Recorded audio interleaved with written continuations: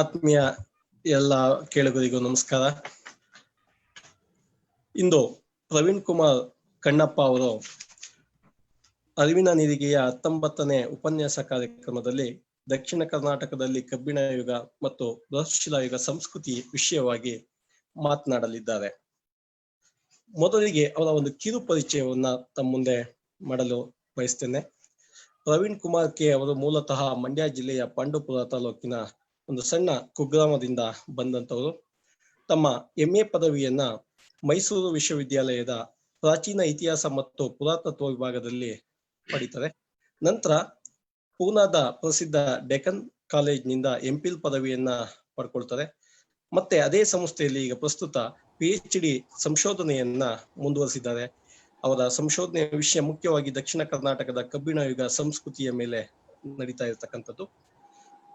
ಈ ಒಂದು ಸಂಶೋಧನೆಯ ಸಂದರ್ಭದಲ್ಲಿ ಸುಮಾರು 80ಕ್ಕೂ ಹೆಚ್ಚು ಬೃಹತ್ ಶಿಲಾಯುಗದ ನೆಲೆಗಳನ್ನ ಹೊಸದಾಗಿ ಶೋಧ ಮಾಡಿರ್ತಕ್ಕಂಥದ್ದು ಅವರ ಒಂದು ಸಂಶೋಧನೆಯ ಹೆಚ್ಚುಗಾರಿಕೆ ಅಂತ ಹೇಳಲಿಕ್ಕೆ ಇಷ್ಟಪಡ್ತೇನೆ.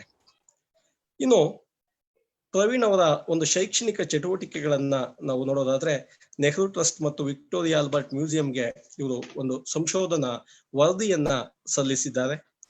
ಹಾಗೆ ಹರಪ್ಪ ನಾಗರಿಕತೆಯ ಸಮಕಾಲೀನ ಹಲವು ನೆಲೆಗಳಲ್ಲಿ, ಪುರಾತತ್ವ ನೆಲೆಗಳಲ್ಲಿ ಉತ್ಖನನ ಕಾರ್ಯಗಳಲ್ಲಿ ಭಾಗವಹಿಸಿದ್ದಾರೆ ಮತ್ತು ಉತ್ಖನನವನ್ನ ನಡೆಸಿರ್ತಕ್ಕಂಥ ಅನುಭವವನ್ನು ಕೂಡ ಪಡ್ಕೊಂಡಿದ್ದಾರೆ. ಇದರ ಜೊತೆಗೆ ದೆಹಲಿಯ ಪ್ರತಿಷ್ಠಿತ ಭಾರತೀಯ ಪುರಾತತ್ವ ಇಲಾಖೆಯಲ್ಲಿ ಯಂಗ್ ಆರ್ಕಿಯಾಲಜಿಸ್ಟ್ ಆಗಿ ಸರಿಸುಮಾರು 1,40,000ಕ್ಕೂ ಹೆಚ್ಚು ಅವಶೇಷಗಳನ್ನ ದಾಖಲೀಕರಣ ಮಾಡತಕ್ಕಂಥ ಕಾರ್ಯದಲ್ಲಿ ಯಶಸ್ವಿಯಾಗಿದ್ದಾರೆ.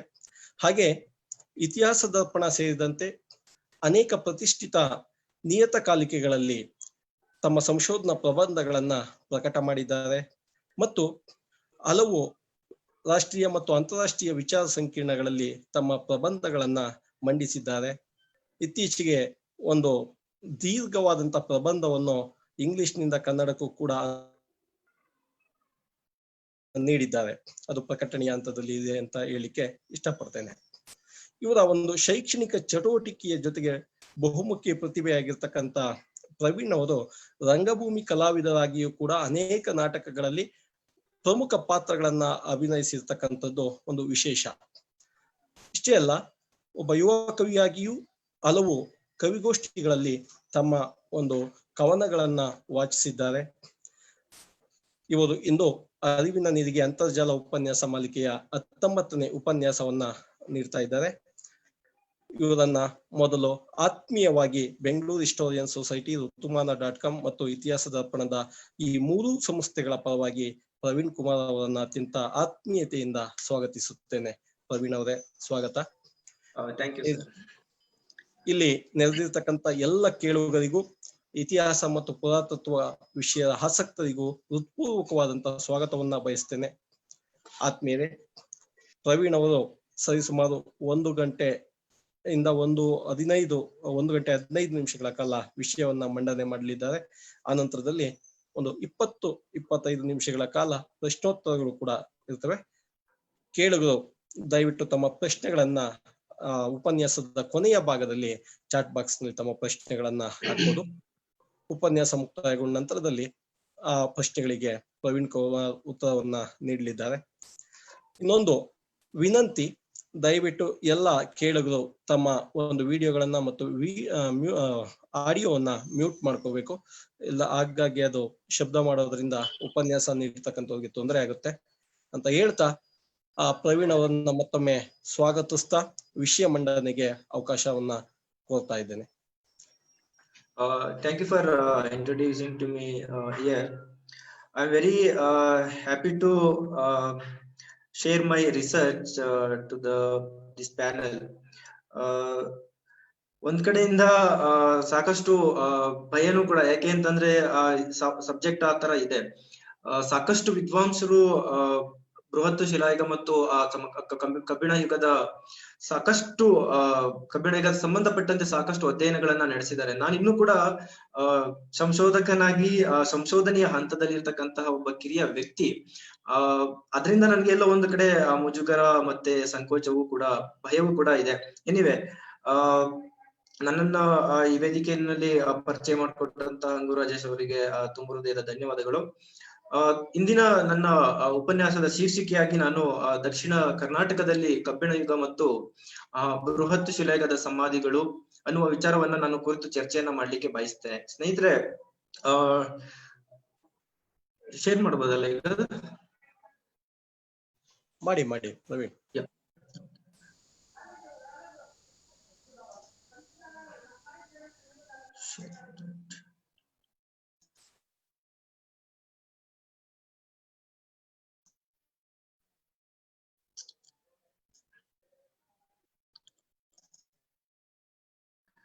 ಸ್ನೇಹಿತರೆ, ನಾನು ಇಲ್ಲಿ ಕನ್ನಡ ಮತ್ತು ಇಂಗ್ಲಿಷ್ ಎರಡನ್ನೂ ಬಳಕೆಯನ್ನ ಮಾಡಿ ಉಪನ್ಯಾಸವನ್ನ ನೀಡಲಿಕ್ಕೆ ಪ್ರಯತ್ನ ಮಾಡ್ತೇನೆ, ಯಾಕೆಂದ್ರೆ ನಾನು ಕನ್ನಡದಲ್ಲಿ ತಯಾರಿಯಾಗಿದ್ದೆ. ಎನಿವೆ, ದಕ್ಷಿಣ ಕರ್ನಾಟಕದ ಸಂಸ್ಕೃತಿಯ ಬಗ್ಗೆ ಮಾತಾಡೋದಕ್ಕಿಂತ ಮುಂಚೆ ಭಾರತೀಯ ಮಟ್ಟದಲ್ಲಿ ಕಬ್ಬಿಣ ಸಂಸ್ಕೃತಿ ಹೇಗೆಲ್ಲ ಬೆಳವಣಿಗೆ ಆಯ್ತು ಅನ್ನುವಂತ ವಿಚಾರವನ್ನ ಕೆಲವು ಅಂಶಗಳನ್ನ ಮುಂದಿಟ್ಕೊಂಡು ನಾನು ವಿಚಾರವನ್ನ ಪ್ರಸ್ತುತಪಡಿಸ್ಲಿಕ್ಕೆ ಬಯಸ್ತೇನೆ.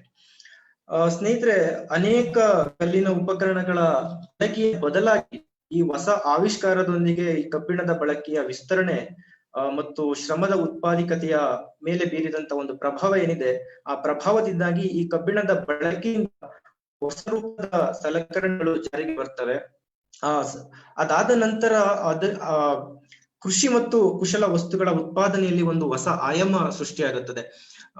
ದಕ್ಷಿಣ ಭಾರತಕ್ಕೆ ಮತ್ತು ಉತ್ತರ ಭಾರತಕ್ಕೆ ಹೋಲಿಸಿಕೊಂಡರೆ ನಮ್ಗೆ ಉತ್ತರ ಭಾರತದಲ್ಲಿ ಕಬ್ಬಿಣದ ಆವಿಷ್ಕಾರ ಅನ್ನುವಂಥದ್ದು ನಮ್ಗೆ ಕ್ರಿಸ್ತಪೂರ್ವ 700ರ ಹೊತ್ತಿಗೆ ಕಬ್ಬಿಣದ ಆವಿಷ್ಕಾರ ಹೊಂದಿ ಸಾಕಷ್ಟು ಸಾಮ್ರಾಜ್ಯಗಳ ಉದಯಕ್ಕೆ ಈ ಕಬ್ಬಿಣದ ಬಳಕೆ ಮತ್ತು ಉತ್ಪಾದನೆಯಲ್ಲಿ ಆದಂತಹ ಆವಿಷ್ಕಾರದಿಂದಾಗಿ ಸಾಮ್ರಾಜ್ಯಗಳ ಉದಯಕ್ಕೆ ಇದೊಂದು ಅಡಿಗಲ್ಲಾಗಿ ಈ ಸಂಸ್ಕೃತಿಯನ್ನ ನಾವು ನೋಡ್ತಾ ಹೋಗ್ತೇವೆ. ನಮ್ಗೆ ದಕ್ಷಿಣ ಭಾರತಕ್ಕೆ ಬಂದಂತ ಸಂದರ್ಭದಲ್ಲಿ ವಿದರ್ಭದಲ್ಲಿ ಬೃಹತ್ ಶಿಲಾಯುಗ ಸಂಸ್ಕೃತಿಯಲ್ಲಿ ಅತಿ ಹೆಚ್ಚಿನ ಕಬ್ಬಿಣದ ಬಳಕೆಯಾಗಿರ್ತಕ್ಕಂಥದ್ದು ಅಲ್ಲಿನ ಒಂದು ನೆಲೆ ನಮ್ಗೆ ಕಂಡು ಬರ್ತಕ್ಕಂಥದ್ದು ಏನಂತಂದ್ರೆ ನಾಯ್ಕುಂಡ್ ಅನ್ನುವಂತಹ ನೆಲೆ ನಮ್ಗೆ ಕ್ರಿಸ್ತಪೂರ್ವ 800ರಿಂದ 400ರ ಕಾಲಾವಧಿಯನ್ನ ಕೊಡ್ತಾ ಹೋಗುತ್ತೆ. ಆದ್ರೆ ನಮ್ಮ ಕರ್ನಾಟಕದ ಮಟ್ಟಿಗೆ ಬರೋದಾದ್ರೆ ನಾವು ಕರ್ನಾಟಕದಲ್ಲಿ ಕಾರ್ಬನ್ ಡೇಟಿಂಗ್ ಮತ್ತೆ TSLR ಡೇಟಿಂಗ್ ನ ಪ್ರಕಾರ ಕರ್ನಾಟಕದ ಕಬ್ಬಿಣ ಸಂಸ್ಕೃತಿಯನ್ನ ಪೂರ್ವ 1200ರಿಂದ ಕ್ರಿಸ್ತಶಕ 1ನೇ ಶತಮಾನದವರೆಗೆ ಕೊಂಡೊಯ್ಯಬಹುದು. ನಡುವೆ ಕ್ರಿಸ್ತಪೂರ್ವ 5ನೇ ಶತಮಾನದ ಹೊತ್ತಿಗೆ ಈ ಕಬ್ಬಿಣ ಯುಗದ ಸಾಮಾಜಿಕ ಜೀವನ ಮತ್ತೆ ಅವರ ಜೀವನ ಶೈಲಿ ಬದಲಾವಣೆ, ನದಿ ತೀರಗಳ ಕಡೆಗೆ ಚಲಿಸ್ತಕ್ಕಂಥದ್ದು, ತಮ್ಮ ಸಂಪನ್ಮೂಲಗಳ ಬಳಕೆಯಲ್ಲಿ ವೈವಿಧ್ಯತೆಯನ್ನ ತಂದಿದ್ದು, ಹಲವು ರೀತಿಯ ಬೆಳೆಗಳ introduce of many crops. So ಈ ತರದ್ರಿಂದ ಬೃಹತ್ ಶಿಲಾಯುಗದ ಜನರು ಕೃಷಿ ಮತ್ತು ಅಲೆಮಾರಿ ಉತ್ಪಾದನೆಯನ್ನ ಆಧರಿಸಿದ ಒಂದು ಮಿಶ್ರ ಆರ್ಥಿಕತೆಯ ಜನಾಂಗ ಅಂತೇಳಿ ವರದಿಗಳು ನಮ್ಗೆ ಕೊಡ್ತಾ ಹೋಗುತ್ತೆ.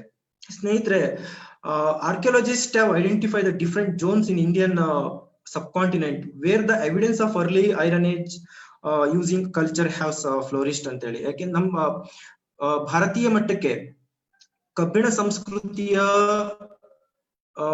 ಸಾಕಷ್ಟು ಕಬ್ಬಿಣ ಸಂಸ್ಕೃತಿಯನ್ನ ಸಾಕಷ್ಟು 6 ವಲಯಗಳಾಗಿ ವಿಂಗಡಣೆ ಮಾಡಿ ಸಂಸ್ಕೃತಿಯನ್ನ ಅಧ್ಯಯನವನ್ನ ಮಾಡ್ತಾರೆ. ಅದರಲ್ಲಿ ಪ್ರಮುಖರಾಗಿ ನಮ್ಗೆ ದಿಲೀಪ್ ಚಕ್ರಬಾರ್ತಿ, ವಿಭಾ ತ್ರಿಪಾಠಿ, ಇನ್ನು ಅನೇಕ ಜಾರ್ಜ್ ಫಾಸೆಲ್ ಅನ್ನುವಂತ ವಿದ್ವಾಂಸರು ಈ ಭಾಗವನ್ನ 6 ವಲಯಗಳಾಗಿ ವಿಂಗಡಣೆಯನ್ನ ಮಾಡ್ತಾರೆ. ಒಂದು ಝೋನ್ ಎ ಅನ್ನುವಂಥದ್ದು, ಈ ವಲಯ ಝೋನ್ ಎ ನಲ್ಲಿ ನಮ್ಗೆ north western frontier of the sub continent parts of Pakistan, Afghanistan. ಇಲ್ಲಿ ನಮ್ಗೆ ರೆಪ್ರೆಸೆಂಟೇಟಿವ್ ಆಗಿ ಈ ಭಾಗದಲ್ಲಿ ಮೊಘಲ್, ಗುಂಡಾಯಿ, ಜೀವನ್ರಿ, ಟೇಕ್ ಡಿ, ಪೈರಾಕ್, ಗಾಂಧಾರ ಈ ಭಾಗದಲ್ಲಿ ಅಷ್ಟೊತ್ತಿಗೆ ಆಗ್ಲೇ ಕಬ್ಬಿಣದ ಬಳಕೆ ಪ್ರಾರಂಭವಾಗಿರುತ್ತೆ. ಮತ್ತೆ ಇನ್ನು ಅದಕ್ಕೆ ಪೂರ್ವಕ್ಕೆ ಬಂದಂತ ಸಂದರ್ಭದಲ್ಲಿ ನಮ್ಗೆ ಝೋನ್ ಬಿ ನಲ್ಲಿ the painted grey ware PGW culture Indo Gangetic plain ಅಲ್ಲಿ ಕಂಡು ಬರ್ತಕ್ಕಂಥದ್ದು. ಇಲ್ಲಿ ಈ ಭಾಗದಲ್ಲಿ ನಮ್ಗೆ ರೆಪ್ರೆಸೆಂಟೇಟಿವ್ ಆಗಿ ಜಹೇರಾ, ಭಗವಾನ್ಪುರ್, ಅತ್ರಂಜಿಕೇರ ನಮ್ಗೆ ಕಬ್ಬಿಣದ ಅವಶೇಷ ಕಾರ್ಬನ್ ಡೇಟಿಂಗ್ ನಲ್ಲಿ ನಮ್ಗೆ ಸುಮಾರು ಕ್ರಿಸ್ತಪೂರ್ವ 700ರ ಕಾಲಘಟ್ಟವನ್ನ ನೀಡಿದಂತಹ ನೆಲೆಯಾಗಿದೆ. ಝೋನ್ ಸಿ ನಲ್ಲಿ ನಮ್ಗೆ black and red ware associated ware with NBPW ಜೊತೆನಲ್ಲಿ ನಮ್ಗೆ ಬರುವಂತದ್ದು. ಮತ್ತೆ ಝೋನ್ ಡಿ ನಲ್ಲಿ chalcolithic sites of central India representative site sites are Ahar, Eran and Prakash, Ujjayini, Nagda ಇವು ಪ್ರಮುಖ ನೆಲೆಗಳಾಗಿ ಈ ಭಾಗದಲ್ಲಿ ಕಂಡು ಬರ್ತಕ್ಕಂಥದ್ದು. ಇನ್ನು ದಕ್ಷಿಣ ಭಾರತಕ್ಕೆ ಕಬ್ಬಿಣ ಸಂಸ್ಕೃತಿಯ ಕಾಲಘಟ್ಟ ಮತ್ತು ಬೃಹತ್ ಶಿಲಾಯುಗದ ಒಂದು ವ್ಯಾಪಕವಾದಂತಹ ಬೆಳವಣಿಗೆ ಮತ್ತು ಅಭಿವೃದ್ಧಿ ಹೊಂದಿದ ಭೂಭಾಗ ಅಂತ ಹೇಳಿದ್ರೆ ಅದು ನಮ್ಮ ಮಹಾರಾಷ್ಟ್ರದ ವಿದರ್ಭ ಭಾಗ ಮತ್ತೆ ದಕ್ಷಿಣ ಭಾರತದ ಎಲ್ಲ ರಾಜ್ಯಗಳಲ್ಲಿ ಕಂಡು ಬರ್ತಕ್ಕಂಥದ್ದು. ಝೋನ್ ಇ ಮತ್ತೆ ಝೋನ್ ಎಫ್ ಈ ಭಾಗ ಏನಿದೆ ಇಲ್ಲಿ ನಮ್ಗೆ iron age, habitational and megalithic culture ಕಂಡು ಬರ್ತಕ್ಕಂಥದ್ದು ಹೆಚ್ಚಾಗಿ ಮಹಾರಾಷ್ಟ್ರದ ಮೊಹರ್ಜಾರಿ, ನಾಯ್ಕೊಂಡ್, ಜುನಾಪಣಿ, ತಕಲ್ಘಟ್ಟ, ಖಾಪಾ ಇಂತಹ ನೆಲೆಗಳಲ್ಲಿ. ಮತ್ತೆ ಇನ್ನು ಸೌತ್ ಇಂಡಿಯಾಕ್ಕೆ ಬರೋದಾದ್ರೆ ನಮ್ಗೆ ಕರ್ನಾಟಕ, ತೆಲಂಗಾಣ, ಆಂಧ್ರ ಪ್ರದೇಶ್, ತಮಿಳುನಾಡು ಹಾಗೂ ಕೇರಳದಲ್ಲಿ ಸುಮಾರು 3000ಕ್ಕಿಂತಲೂ ಹೆಚ್ಚು ನೆಲೆಗಳು ಈ ಭಾಗದಲ್ಲಿ ವರದಿಯಾಗಿರ್ತಕ್ಕಂಥದ್ದು. ಅದರಲ್ಲಿ ಸುಮಾರು 100ಕ್ಕಿಂತಲೂ ಹೆಚ್ಚು ನೆಲೆಗಳು ಉತ್ಖನನಕ್ಕೆ ಒಳಪಟ್ಟಿರ್ತಕ್ಕಂತಹ ಭೂಭಾಗ ಇದಾಗಿದೆ. ಮತ್ತೆ ಬಹಳ ವಿಶೇಷವಾಗಿ ಏನಂತ ಅಂತಂದ್ರೆ ಕಬ್ಬಿಣ ಯುಗದಲ್ಲಿ ನಿರ್ಮಿಸಲಾಗ್ತಾ ಇದ್ದಂತಹ ಸಮಾಧಿಯ ಪದ್ಧತಿಗಳು ಮತ್ತೆ ವಸಾಹತು ಮಾದರಿಗಳು ಭಾರತೀಯ ಒಂದು ಪುರಾತತ್ವ ಶಾಸ್ತ್ರದಲ್ಲಿ ಚರ್ಚೆಯ ಕೇಂದ್ರ ಬಿಂದುಗಳಾಗಿರ್ತಕ್ಕಂಥದ್ದು. ದಕ್ಕನ್ ಪ್ರಸ್ಥಭೂಮಿಯ ಕೆಲವು ಪ್ರದೇಶ ಮತ್ತು ದಕ್ಷಿಣ ಭಾರತದಲ್ಲಿನ ಕಬ್ಬಿಣ ಯುಗವು ಬೃಹತ್ ಶಿಲಾಯುಗ ಸಂಸ್ಕೃತಿಯೊಂದಿಗೆ ಸಂಯೋಜನೆಗೊಂಡಿದ್ದು. ಇದಕ್ಕೆ ಸಾಕ್ಷಿಯಾಗಿ ದೊಡ್ಡ ಮಟ್ಟದಲ್ಲಿ ಕಬ್ಬಿಣದ ಬಳಕೆ ಮತ್ತು ಅದರ ಉತ್ಪಾದಿಸುತ್ತಿದ್ದ ಒಂದು ಕಾಲಘಟ್ಟವನ್ನ ನಾವು ಕಬ್ಬಿಣ ಸಂಸ್ಕೃತಿ ಅಂತೇಳಿ ಕರೀತೇವೆ. ಈ ಯುಗ ಏನಿದೆ, ಈ ಯುಗವು ಬೃಹತ್ ಶಿಲಾಯುಗ ಜನರಿಂದ ಕಬ್ಬಿಣವನ್ನ ಕರಗಿಸುವ ಮತ್ತೆ ಕುಶಲಕರ್ಮಿಗಳಿಂದ ಪರಿಣತಿ ಹೊಂದಿದಂತಹ ಕಾಲಘಟ್ಟ. ಅದಕ್ಕಾಗಿಯೇ ನಮ್ಮ ಅರ್ಲಿ ಐರನ್ ಏಜ್ ಸಂಬಂಧಪಟ್ಟಂತೆ ಕಾಲಘಟ್ಟವನ್ನ ಅವರು ನಿರ್ಮಿಸುತ್ತಿದ್ದ ಸಮಾಧಿಗಳನ್ನ ಸಾಮಾನ್ಯವಾಗಿ ಬೃಹತ್ ಶಿಲಾಯುಗ ಸಂಸ್ಕೃತಿ ಅಂತ ಹೇಳಿ ಕರೆಯಲಾಗುತ್ತೆ. ದಕ್ಷಿಣ ಭಾರತದಲ್ಲಿ ಕಬ್ಬಿಣ ಯುಗದ ಅವಶೇಷಗಳು ಈ ಪ್ರದೇಶದಲ್ಲಿನ ಒಂದು ಕಬ್ಬಿಣದ ಪ್ರಾರಂಭದ ಇತಿಹಾಸವನ್ನ ತಿಳಿಸೋದ್ರ ಜೊತೆಗೆ ಮತ್ತು ಕಬ್ಬಿಣದ ತಂತ್ರಗಾರಿಕೆಯ ಆಗಮನದಿಂದ ಬೃಹತ್ ಶಿಲಾಯುಗದ ಜನಸಂಖ್ಯೆಯು ಕೂಡ ಬೆಳವಣಿಗೆ ಆದದನ್ನ ನಾವು ನೋಡ್ತಾ ಹೋಗ್ತೇವೆ ಸ್ನೇಹಿತರೆ. ಇನ್ನೊಂದು ದಕ್ಷಿಣ ಮೈದಾನದಲ್ಲಿ ನಾವು ಪರ್ಟಿಕ್ಯುಲರ್ ಆಗಿ ಸದರ್ನ್ ಕರ್ನಾಟಕಕ್ಕೆ ಬರೋದಾದ್ರೆ ನಾವು ದಕ್ಷಿಣ ಮೈದಾನದಲ್ಲಿ ಬೃಹತ್ ಶಿಲಾಯುಗ ಸಂಸ್ಕೃತಿಯ ಒಂದು ಶ್ರೀಮಂತಿಕೆಯು ಏಳಿಗೆಗೆ ಬಂದದ್ದು ವಿಶೇಷವಾಗಿ ನಮ್ಗೆ ಮೈಸೂರು ಭಾಗ, ಕೋಲಾರ ಮತ್ತು ಬೆಂಗಳೂರು ಭಾಗದಲ್ಲಿ ಅಂತೇಳಿ ನಿಸ್ಸಂದೇಹವಾಗಿ ಹೇಳ್ಬೋದು. ನಮ್ಗೆ ಆಲ್ರೆಡಿ ನಾನು ಹೇಳಿದಾಗೆ ದಕ್ಷಿಣ ಭಾರತ ಮತ್ತು ಡೆಕ್ಕನ್ ಪ್ರದೇಶದಲ್ಲಿ ಕಂಡು ಬಂದಿರತಕ್ಕಂತಹ ಸಮಾಧಿಗಳು ಮತ್ತು ಅವುಗಳೊಂದಿಗೆ ಕಂಡು ಬಂದಿರತಕ್ಕಂತಹ ವ್ಯತ್ಯಾಸಗಳಲ್ಲಿ ಬಹುಮುಖ್ಯವಾಗಿ ಸತ್ತವರಿಗಾಗಿ ನಿರ್ಮಿಸಲಾಗ್ತಾ ಇದ್ದಂತಹ ಸಮಾಧಿಗಳು ಮತ್ತು ಅಭ್ಯಾಸಗಳಿಗೆ ಒಳಪಟ್ಟಿರ್ತಕ್ಕಂಥದ್ದು ಅಂದ್ರೆ ಮಾರ್ಚರಿ ಪ್ರಾಕ್ಟೀಸಸ್ಗೆ. ಇನ್ನೊಂದು ಬಹಳ ವಿಶೇಷತೆ ಅಂತ ಅನ್ನೋದಾದ್ರೆ ನಮ್ಗೆ ಬಹಳ ಪ್ರಮುಖವಾಗಿರ್ತಕ್ಕಂಥದ್ದು ನವಶಿಲಾಯುಗದಿಂದ ಜನರಿಂದ ನಿರ್ಮಿಸಲಾದಂತಹ ಒಂದು ಬೂದಿದಿಬ್ಬ ನೆಲೆಗಳೇನಿದೆ ಹಾಗೂ ಅವರ ಜನಜೀವನ ಸಂಸ್ಕೃತಿಯ ಮೇಲೆ ಸಾಕಷ್ಟು ಅಧ್ಯಯನಗಳಾಗಿರ್ತಕ್ಕಂಥದ್ದು. ಆದ್ರೆ ನವಶಿಲಾಯುಗದ ನಂತರ ಕಂಡು ಬರ್ತಕ್ಕಂತಹ ಈ ಬೃಹತ್ ಶಿಲಾಯುಗ ಏನಿದೆ ನಮ್ಮ ದಕ್ಷಿಣ ಭಾರತಕ್ಕೆ ಹೋಲಿಸ್ಕೊಂಡ್ರೆ ನಮ್ಗೆ as compared to the northern ಇಂಡಿಯಾದಲ್ಲಿ ಯಾವಾಗ ಗಂಗಾ ಮತ್ತು ಯಮುನಾ ಬಯಲಿನಲ್ಲಿ ಆಲ್ರೆಡಿ ಕಬ್ಬಿಣದ ಆವಿಷ್ಕಾರ ಆದ ನಂತರ ನಮ್ಮ ದಕ್ಷಿಣ ಭಾರತದಲ್ಲಿ ಇಮಿಡಿಯೇಟ್ ಆಗಿ ನಮ್ಗೆ ನವಶಿಲಾಯುಗದ ನಂತರ ನಮ್ಗೆ ಸೌತ್ ಇಂಡಿಯನ್ ಮೆಗಾಲಿಥಿಕ್ ಕಲ್ಚರ್ ಕಂಡು ಬರ್ತಕ್ಕಂಥದ್ದು. Emergence of black and red ware and then ಕಬ್ಬಿಣ ಈ ಭಾಗಕ್ಕೆ ಸ್ಪ್ರೆಡ್ ಆಗುವಂತದ್ದು. ಮತ್ತೆ ಈ ಕಾಲಘಟ್ಟ ಏನಿದೆ ಬೃಹತ್ ಶಿಲಾಯುಗದ ಕಾಲಘಟ್ಟ ಪ್ರಾಚೀನ ಜಾನಪದ ಹಾಗೂ ಮಹಾಕಾವ್ಯಗಳ ಜೊತೆ ಹೆಚ್ಚು ಬೆರೆತು ಒಂದು ಕುತೂಹಲಕ್ಕೆ ಮತ್ತು ಹೆಚ್ಚು ಅಧ್ಯಯನಕ್ಕೆ ದಾರಿ ಮಾಡಿಕೊಟ್ಟಂತಹ ಸಂಸ್ಕೃತಿ. ಜೊತೆಗೆ ದಕ್ಷಿಣ ಭಾರತದ ಒಳಪ್ರಸ್ಥಭೂಮಿಗಳು ದಕ್ಷಿಣ ಏಷ್ಯಾದ ಒಂದು ಸಾಕಷ್ಟು ಗುಣಲಕ್ಷಣಗಳನ್ನು ಹೊಂದಿದ ವಿತರಣೆಯ ಒಂದು ಹೃದಯ ಭಾಗ ಅಂತೇಳಿ ನಾವು ಕರೀಬಹುದು. ಕೆಲವು ಪ್ರತ್ಯೇಕ ಉದಾಹರಣೆಗಳನ್ನ ಹೊರತುಪಡಿಸಿ ದಕ್ಷಿಣ ಭಾರತದ ರಾಜ್ಯಗಳಲ್ಲಿ ವಿಶಿಷ್ಟತೆಯುಳ್ಳ ಹೆಚ್ಚಿನ ಸಾಂದ್ರತೆ ಮತ್ತು ವೈವಿಧ್ಯಮಯ ಲಕ್ಷಣಗಳಿಂದ ಕೂಡಿದ ನೆಲೆಗಳು ಸಾಕಷ್ಟು ವರದಿಯಾಗಿರ್ತಕ್ಕಂಥದ್ದು ಮತ್ತೆ ಅಧ್ಯಯನಗಳು ಕೂಡ ನಡೆದಿವೆ ಮತ್ತು ಇಂದಿಗೂ ಕೂಡ ನಡೀತಾನೆ ಇದಾವೆ. ಪ್ರಸ್ತುತ ಬಹಳ ಒಂದು ಜನಪ್ರಿಯ ಮತ್ತು ಪಾಂಡಿತ್ಯಪೂರ್ಣ ಗಮನ ಸೆಳೆದ ಮತ್ತು ಒಂದಷ್ಟರ ಮಟ್ಟಿಗೆ ಅಂದ್ರೆ ಶಾಸ್ತ್ರೀಯವಾಗಿ ಅಧ್ಯಯನಗಳಾಗಿದ್ರು ಕೂಡ ಸಾವಿರಾರು ನೆಲೆಗಳನ್ನ ಶೋಧಿಸುತ್ತಿದ್ರು ಕೂಡ ಕಬ್ಬಿಣ ಯುಗ ಅಥವಾ ಬೃಹತ್ ಶಿಲಾಯುಗ ಸಂಸ್ಕೃತಿಯ ಒಂದು ನಿಜವಾದ ತಾತ್ಕಾಲಿಕ ವ್ಯಾಪ್ತಿ ಏನಿದೆ ಮತ್ತು ಸಾಮಾಜಿಕ ಮತ್ತು ಆರ್ಥಿಕ ಸ್ಥಿತಿಗತಿಗಳ ಬಗ್ಗೆ ನಿಖರತೆಗೆ ಬರ್ಲಿಕ್ಕೆ ಸಾಧ್ಯ ಆಗಿಲ್ಲ. ಆದ್ರೆ 21ನೇ ಶತಮಾನದಲ್ಲಿ ಸಾಕಷ್ಟು ಸಂಶೋಧಕರು ಈ ನಿಟ್ಟಿನಲ್ಲಿ ಕೆಲಸವನ್ನ ಮಾಡಿದ್ದಾರೆ. ಅದರ ಒಂದು ಫಲಿತಾಂಶವನ್ನ ನೋಡೋದಾದ್ರೆ ನಮ್ಗೆ ತೇವ ಮತ್ತೆ ಉಷ್ಣವಲಯ ಹಾಗೂ ಅರೆಶುಷ್ಕ ವಲಯಗಳಲ್ಲಿ ಅಂತಂದ್ರೆ wet land and dry land ಅಂತ ಏನ್ ಬರುತ್ತೆ, ಸೆಮಿ ಅರೈಡ್ ಲ್ಯಾಂಡ್ ಗಳಲ್ಲಿ ಸಂಬಂಧಿಸಿದಂತ ಅಧ್ಯಯನಗಳು ಅಂದ್ರೆ ಸಂಗನಕಲ್ಲು, ಹಿರೇಬೆನ್ಕಲ್, ತೆಕ್ಕಲಕೋಟ, ಮೌರ್ಜಾರಿ ಇಂತಹ ನೆಲೆಗಳು ಉಷ್ಣತೆಯ ಪ್ರಮಾಣ ಹೆಚ್ಚಾದಂತೆ ಕಬ್ಬಿಣ ಯುಗದ ಜನರು ತಮ್ಮ ವಸತಿ ನೆಲೆಗಳನ್ನ ಬದಲಾವಣೆ ಹಾಗೂ ಒಂದು ಸ್ಥಿರ ಜಲಮೂಲದ ಕಡೆಗೆ ವಿಸ್ತರಣೆ ಮತ್ತು ನೈಸರ್ಗಿಕ ನೀರಾವರಿಯ ನಿರ್ವಹಣೆಗಾಗಿ ಮಾರ್ಪಡಿಸಿದ ಬಂಡೆಗಳಲ್ಲಿ ಅಂದ್ರೆ ಅವರ ಇರಿಗೇಷನ್ ಅನ್ನ ಸೂಚಿಸುವಂತದ್ದು ಮಾಡಿದಂತಹ ಕೊಳಗಳು ಮತ್ತೆ ಹೊಸದಾಗಿ ಪರಿಚಯಿಸಿದಂತಹ ಅಕ್ಕಿ, ರಾಗಿ, ಗೋಧಿ, ಬಾರ್ಲಿ ಮತ್ತೆ ಒಣ ಬೇಸಾಯದ ಜೊತೆಗೆ ನೀರಾವರಿ ಬೇಸಾಯವನ್ನ ಈ ಕಾಲಘಟ್ಟದಲ್ಲಿ ಕಂಡುಕೊಂಡತಕ್ಕಂಥದ್ದು. ಈ ಕಾಲಘಟ್ಟದ ಅಭಿವೃದ್ಧಿಗೆ ಇವೆಲ್ಲವೂ ಕೂಡ ಪೂರಕವಾಗಿರ್ತಕ್ಕಂಥದ್ದು. ಒಟ್ಟು ನೀರಿನ ನಿಯಂತ್ರಣ ಸಾಧಿಸಲಿಕ್ಕೆ ಶ್ರೇಣೀಕೃತ ವಿಭಾಗಗಳ ಒಟ್ಟು ಇದರಿಂದ ರಾಜಕೀಯ ಪ್ರಭಾವವೂ ಕೂಡ ಬೆಳವಣಿಗೆ ಆಗುವಂಥದ್ದು. ಮತ್ತೆ ನಾಯಕರ ಹುಟ್ಟಿಗೆ ಈ ಸಂಸ್ಕೃತಿಯ ಕಾಲಘಟ್ಟದಲ್ಲಿ ಕಂಡುಕೊಂಡಂತಹ ಕಬ್ಬಿಣದ ಆವಿಷ್ಕಾರವು ಬಹಳ ಪ್ರಮುಖವಾಗಿ ಕಾರ್ಯನಿರ್ವಹಿಸಿದೆ ಅಂತೇಳಿ. ಇನ್ನು ನವಶಿಲಾಯುಗದ ನಂತರ ಈ ಆರಂಭಿಕ ಯುಗದ ಜನರು ಭೂಮಿಯ ಜೊತೆಗೆ ಒಂದು ತೊಡಗಿಸಿಕೊಂಡಂತಹ ಚಟುವಟಿಕೆಗಳಲ್ಲಿ ಕೆಲವು ಗಮನಾರ್ಹವಾದ ಒಂದು ಬದಲಾವಣೆಗಳನ್ನ ನಾವು ಕಾಣ್ತೇವೆ. ಉತ್ತರ ಭಾರತದಲ್ಲಿ ನಮ್ಗೆ ನಾನು ಆಲ್ರೆಡಿ ಹೇಳಿದಾಗೆ ಕಬ್ಬಿಣದ ಆವಿಷ್ಕಾರದ ಜೊತೆಗೆ ನಗರಗಳು ನಿರ್ಮಾಣ ಆದಂತೆ ದಕ್ಷಿಣದಲ್ಲಿ ನಮ್ಗೆ ಬೃಹತ್ ಶಿಲಾಯುಗ ಸಂಸ್ಕೃತಿಯ ಜನರಿಗೆ ಕಬ್ಬಿಣದ ಗಣಿಗಾರಿಕೆಯಿಂದ ಶುರುವಾದಂತಹ ಒಂದು ಆವಿಷ್ಕಾರ ಏನಿದೆ ಹಾಗೂ ತದನಂತರ ಆದಂತಹ ಬದಲಾವಣೆಗಳು ಇತಿಹಾಸ ಕಾಲದಲ್ಲಿ ಪಟ್ಟಣಗಳ ನಿರ್ಮಾಣಕ್ಕೆ ಅಡಿಗಲ್ಲಾಗಿ ಪರಿಣಮಿಸಿದೆ ಅನ್ನುವಂಥದ್ದು. ಮತ್ತೆ ದಕ್ಷಿಣ ಕರ್ನಾಟಕದಲ್ಲಿ ನಮ್ಗೆ ಇದುವರೆಗೆ ನಡೆದಂತಹ ಅಧ್ಯಯನಗಳೇನಿದೆ ಅವಧಿಯನ್ನ ನಾವು ಸುಮಾರು ಕ್ರಿಸ್ತಪೂರ್ವ 1000ದಿಂದ ಕ್ರಿಸ್ತಶಕ 100ರ ಅವಧಿಯ ಸಂಸ್ಕೃತಿಯ ಅಭಿವೃದ್ಧಿಯ ಒಂದು ಘಟ್ಟ ಅಂತೇಳಿ ಗುರುತಿಸಬಹುದು.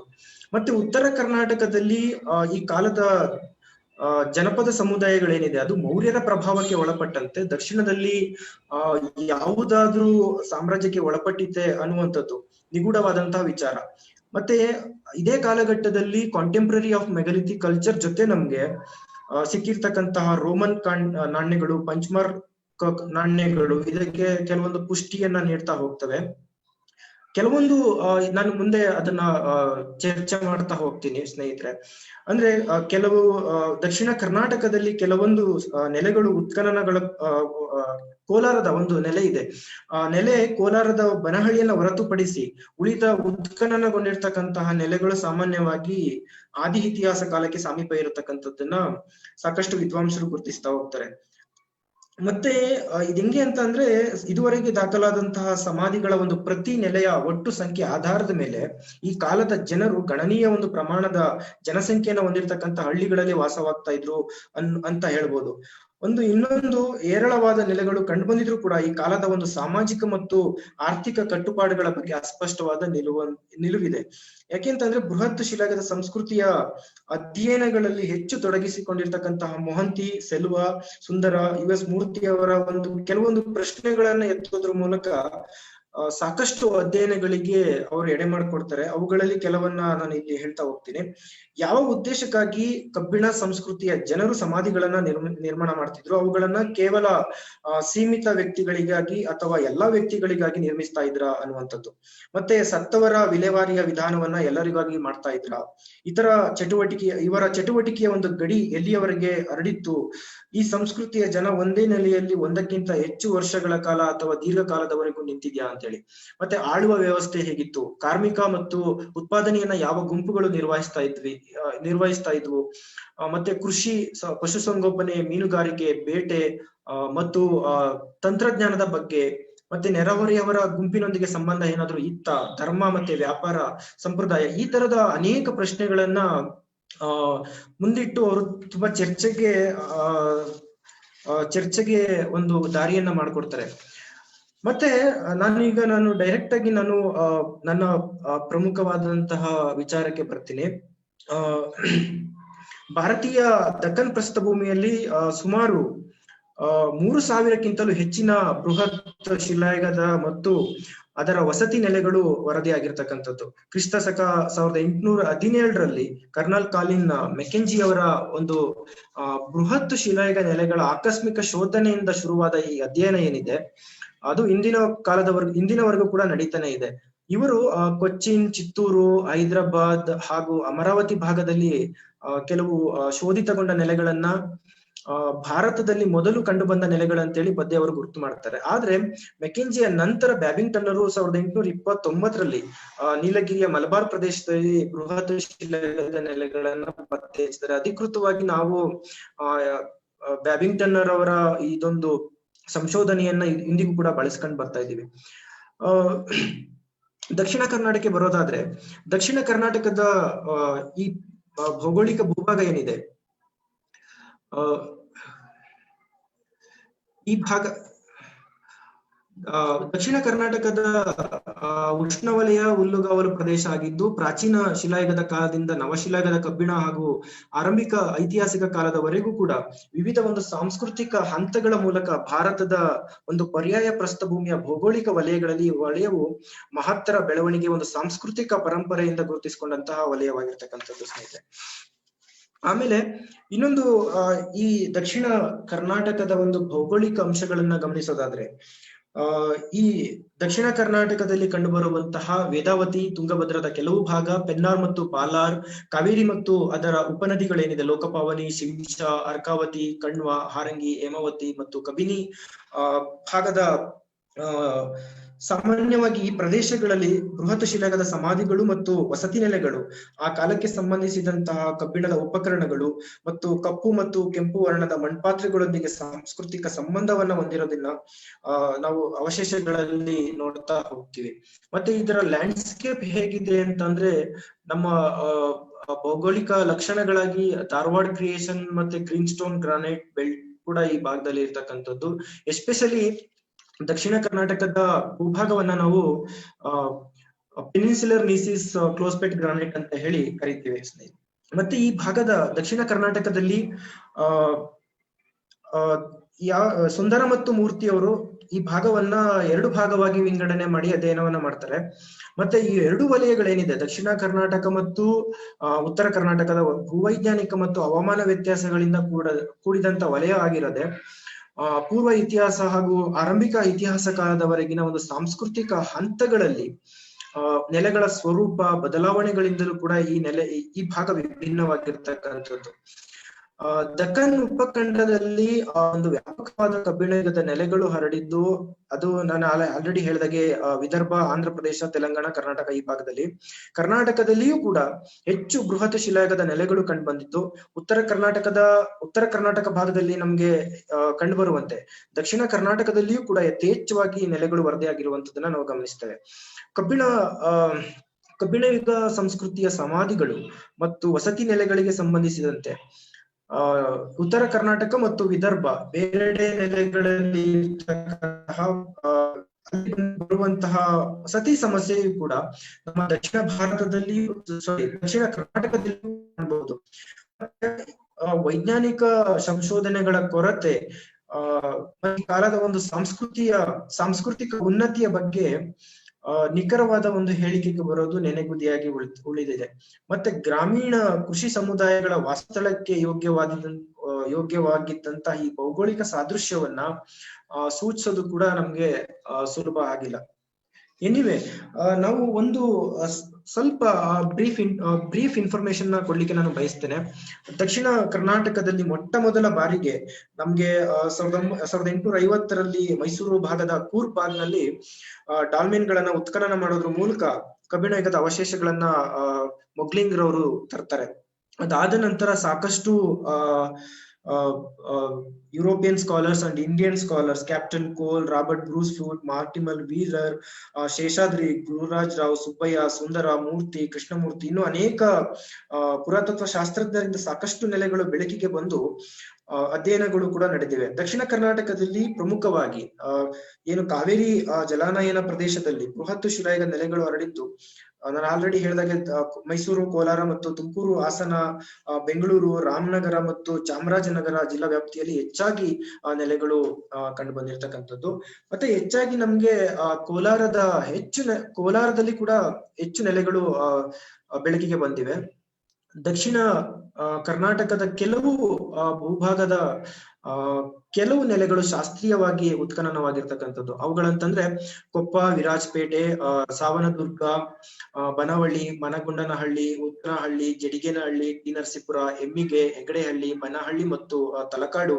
ಈ ನೆಲೆಗಳಲ್ಲಿ ನಮಗೆ ಕಬ್ಬಿಣ ಯುಗದ ಸ್ತರಗಳಲ್ಲಿ ಕಬ್ಬಿಣ ಯುಗದ ಅವಶೇಷಗಳು ಮತ್ತೆ ಅದರ ಸಂಬಂಧಪಟ್ಟಂತಹ ಅನೇಕ ಕಪ್ಪು ಮತ್ತು ಕೆಂಪು ವರ್ಣದ ಮಡಿಕೆ ಚೂರುಗಳು, ಇವುಗಳ ಆಧಾರದ ಮೇಲೆ ಕೆಲವು ನೆಲೆಗಳಲ್ಲಿ ನಮ್ಗೆ ಯಾಕೆ ಅಂತಂದ್ರೆ ವಿರಾಜಪೇಟೆ, ಸಾವನದುರ್ಗ, ಬನಹಳ್ಳಿ, ಮನಗೊಂಡನಹಳ್ಳಿ ಇವೆಲ್ಲವೂ ಕೂಡ ಪ್ರಮುಖವಾದಂತಹ ನೆಲೆಗಳಾಗಿಯೇ ಕಂಡುಬರ್ತವೆ.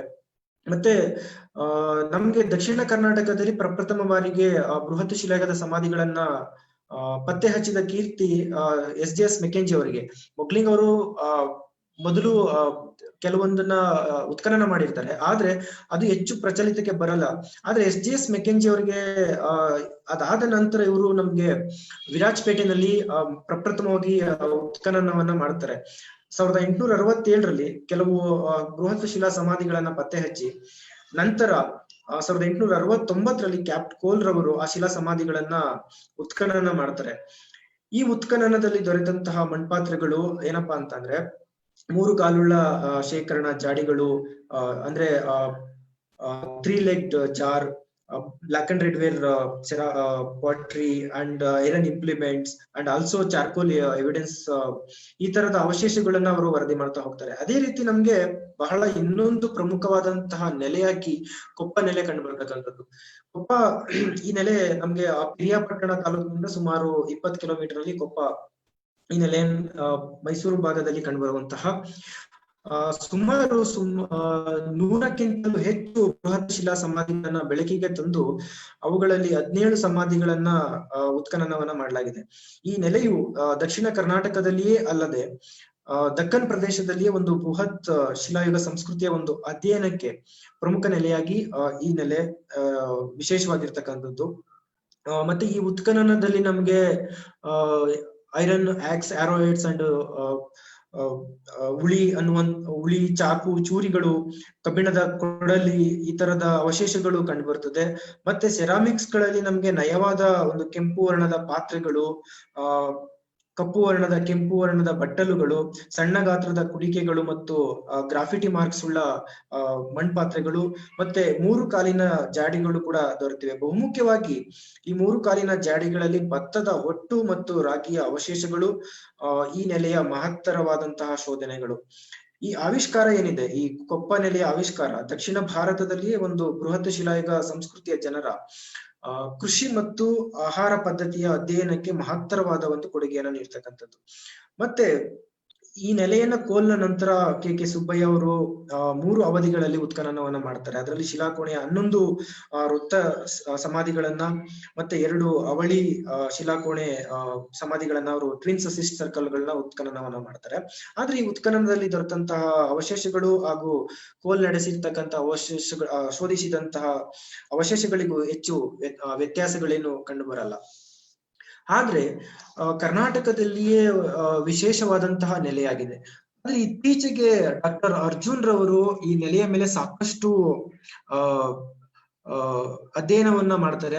ಈ ನೆಲೆಯ ಇತ್ತೀಚಿನ ವರದಿ ಏನಂತ ಅಂದ್ರೆ ಈ ಪಶ್ಚಿಮ ಘಟ್ಟದ ಈ ನೆಲೆ ಅವರ ಸಂಶೋಧನೆ ಒಂದು ಪ್ರಮುಖ ಅಂಶಗಳನ್ನ ನೋಡೋದಾದ್ರೆ ಅವರ ವೃತ್ತಿಗಳಿಗೆ ಅನುಗುಣವಾಗಿ ನಡೆದಂತಹ ಒಂದು ಬದಲಾವಣೆಗಳು ವಿಭಿನ್ನ ಬಗೆಯ ನೈಸರ್ಗಿಕ ಸ್ಥಳಗಳಲ್ಲಿ ತಮ್ಮ ಆರ್ಥಿಕತೆಯನ್ನ ಉಳಿಸ್ಕೊಳ್ತಕ್ಕಂಥದ್ದು, ಮತ್ತೆ ಅದನ್ನ ಮುನ್ನಡೆಸಲಿಕ್ಕೆ ವಸತಿ ಸ್ಥಳಗಳ ಬದಲಾವಣೆ ಅಂತಂದ್ರೆ dispersed settlement pattern of way of life ಅನ್ನುವಂಥದ್ದನ್ನ ಅವರು ಹೇಳ್ತಾ ಹೋಗ್ತಾರೆ. ಮತ್ತೆ ಆ ಸಂಸ್ಕೃತಿಯ ಜನ, ಬೃಹತ್ ಶಿಲಾಯುಗದ ಸಂಸ್ಕೃತಿಯ ಜನ ಕೃಷಿಗೆ ಮಳೆಯ ನೀರನ್ನ ಅವಲಂಬನೆಯನ್ನ ಮಾಡ್ಕೊಂಡಿದ್ರು. ಮತ್ತೆ ದೀರ್ಘಕಾಲದ ವಸತಿ ಸ್ಥಿರತೆ ಇರದೆ ಒಂದು ಚದುರಿದ ವಸಾಹತು ವಿಧಾನವನ್ನ ಅವರ ಸಂಶೋಧನೆಯಲ್ಲಿ ನಾವು ನೋಡಬಹುದು. ಅದಾದ ನಂತರ ನಮ್ಗೆ ಇನ್ನೊಂದು ಪ್ರಮುಖವಾಗಿ ಕಂಡುಬರ್ತಕ್ಕಂತಹ ನೆಲೆ ಸಾವನದುರ್ಗದ ಒಂದು ಇಟ್ಟಿಗೆ ಬಯಲು. ಇಟ್ಟಿಗೆ ಬಯಲು ನೆಲೆಯಲ್ಲಿ ಸುಮಾರು 100ಕ್ಕೂ ಹೆಚ್ಚು ಸಮಾಧಿಗಳನ್ನ ಮದ್ರಾಸ್ ಸರ್ಕಾರದಲ್ಲಿ ಭೂವಿಜ್ಞಾನಿಯಾಗಿದ್ದಂತಹ ಬ್ರಾನ್ಫಿಲ್ ಅವರು ಶೋಧನೆಯನ್ನ ಮಾಡಿ ಕೆಲವೊಂದನ್ನ ಉತ್ಖನನವನ್ನ ಮಾಡ್ತಾರೆ. ಇವರ ಕಾಲದಲ್ಲಿ ಉತ್ಖನನ ಸಮಯದಲ್ಲಿ ವಿಶೇಷ ಅನ್ನುವಂತಹ ಕೆಲವು ಕೊಂಬಿನಾಕಾರದ ಮಣ್ಣಿನ ವಸ್ತುಗಳು, ಸಿಲಿಂಡರ್ ಆಕಾರದ 3 ಕಾಲಿನ ಜಾಡಿಗಳು, ರಾಗಿಯ ಕುರುಹು, ಮತ್ತೆ ವೈಲ್ಡ್ ಫೌಲ್ ಅಂತ ಹೇಳಿ ಕೋಳಿಯ ಮೂಳೆಗಳು ಮತ್ತು ಮಾನವನ ಮೂಳೆಗಳು ಕಂಡು ಬಂದಿರತಕ್ಕಂಥದ್ದನ್ನ ನಾವು ಅವರ ವರದಿಗಳಲ್ಲಿ ನೋಡ್ಬೋದು. ಇದು ಅವರು ಚಿತ್ರಿಸಿರ್ತಕ್ಕಂತಹ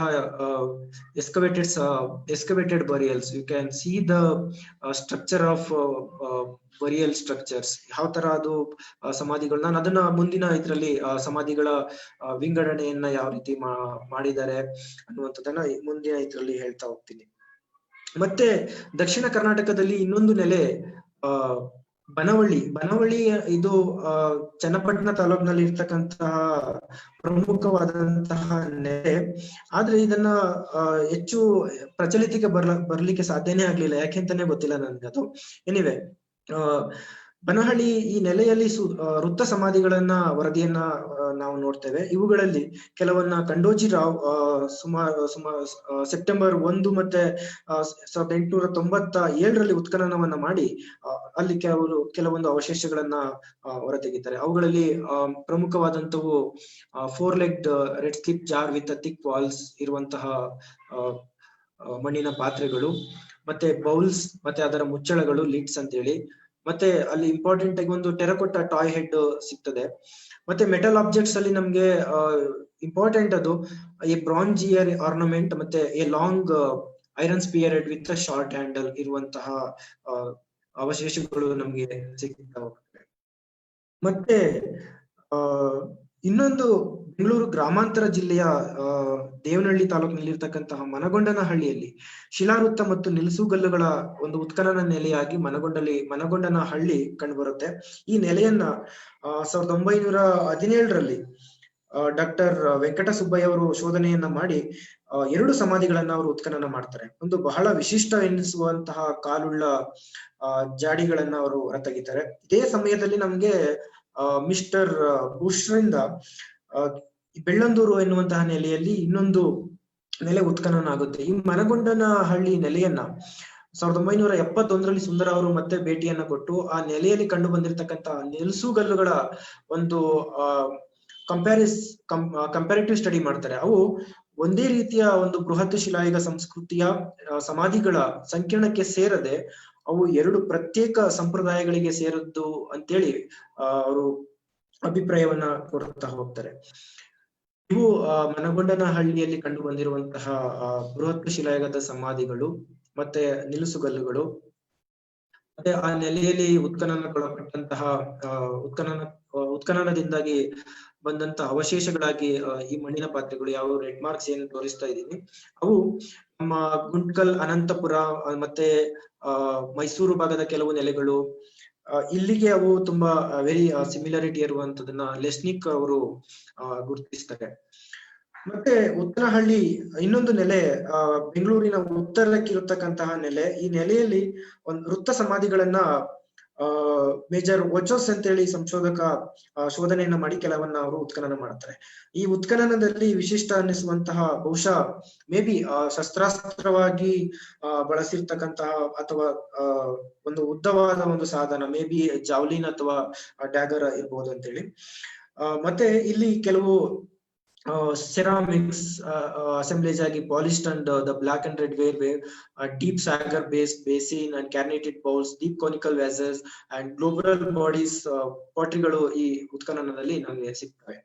ಅದಾದ ನಂತರ ನಮ್ಗೆ ಇನ್ನೊಂದು ನೆಲೆ ಹೆಗ್ಗಡೆಹಳ್ಳಿ. ಇದು ಪ್ರಮುಖವಾದಂತಹ ಒಂದು ನೆಲೆ. ಈ ನೆಲೆಯ ಜಡಿಗೇನಹಳ್ಳಿ. ಜಡಿಗೇನಹಳ್ಳಿ ಈ ನೆಲೆ ಏನಿದೆ ಅದು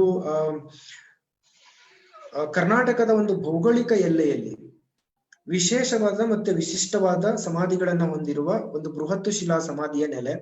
ಇದನ್ನ 1956 ಮತ್ತೆ 57ರಲ್ಲಿ ಎಂ ಶೇಷಾದ್ರಿ ಅವರು ಒಂದು ಶಾಸ್ತ್ರೀಯ ಉತ್ಖನನವನ್ನ ಮಾಡಲಾಗಿ ವಿಶಿಷ್ಟವಾದ ಕಾಲುಳ್ಳ ಶವಪೆಟ್ಟಿಗೆಗಳನ್ನ ಹೊರತೆಗಿದ್ದಾರೆ. ಈ ಶವಪೆಟ್ಟಿಗೆ ನಮ್ಗೆ ತಮಿಳುನಾಡು ಭಾಗದ ಧರ್ಮಪುರಿ ಭಾಗದಲ್ಲಿ ಮತ್ತೆ ಈ ಭಾಗಕ್ಕೆ ಹೆಚ್ಚು ಕಂಡು ಬರುವಂತದ್ದು. ಆದರೆ ವಿಶೇಷವಾಗಿ ಕರ್ನಾಟಕದಲ್ಲಿ ಈ ಒಂದು ನೆಲೆಯಲ್ಲಿಯೇ ಮಾತ್ರ ಶವಪೆಟ್ಟಿಗೆಗಳು ಕಂಡು ಬಂದಿರ್ತಕ್ಕಂಥದ್ದು.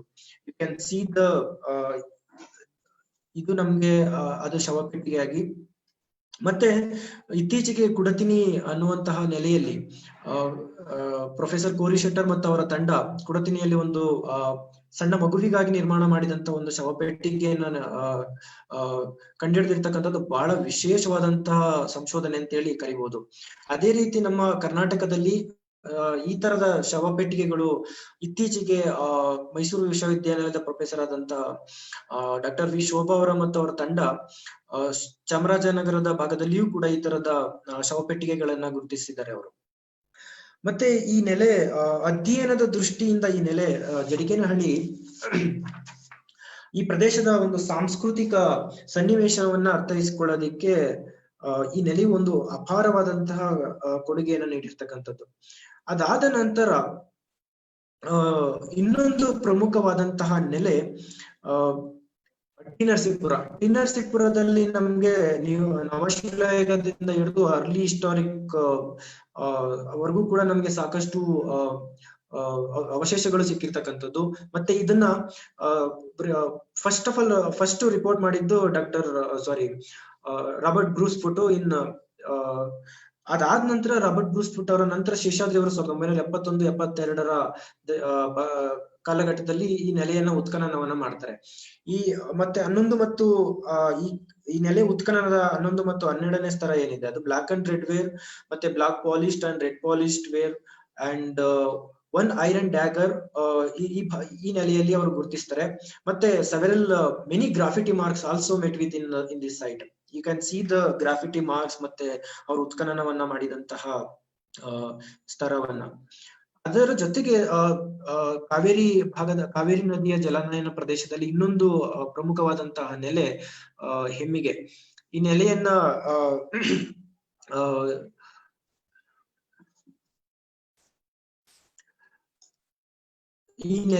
ಹನುಮಂತರಾವ್ 1964ರಲ್ಲಿ ಉತ್ಖನನವನ್ನ ಮಾಡ್ತಾರೆ. ಇದೊಂದು ಐರನ್ ಏಜ್ ಹ್ಯಾಬಿಟೇಷನ್ ಸೈಟ್ ಜೊತೆಗೆ ಮತ್ತೆ ಇಲ್ಲಿ ಮಲ್ಟಿಕಲ್ಚರಲ್ ಸೀಕ್ವೆನ್ಸ್ ನ ಅವರು ಗುರುತಿಸ್ತಾರೆ.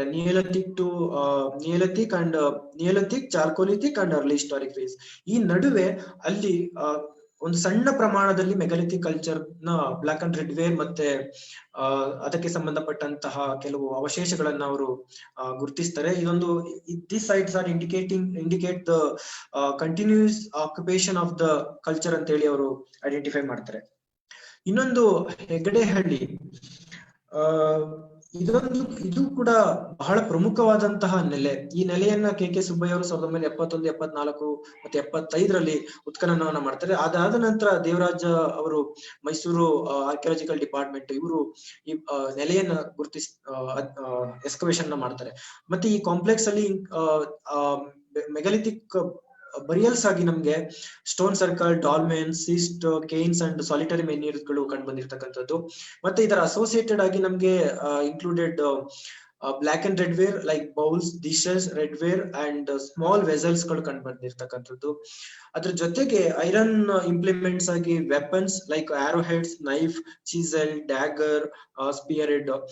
Very important significant findings from this site are carnelian beads. ಈ ಕಾರ್ನೆಲಿಯನ್ ಬೀಡ್ಸ್ ಸೌತ್ ಕರ್ನಾಟಕದ ಭಾಗಗಳಲ್ಲಿ ಕಂಡು ಬಂದಿರತಕ್ಕಂಥದ್ದು ಬಹಳ ವಿರಳ.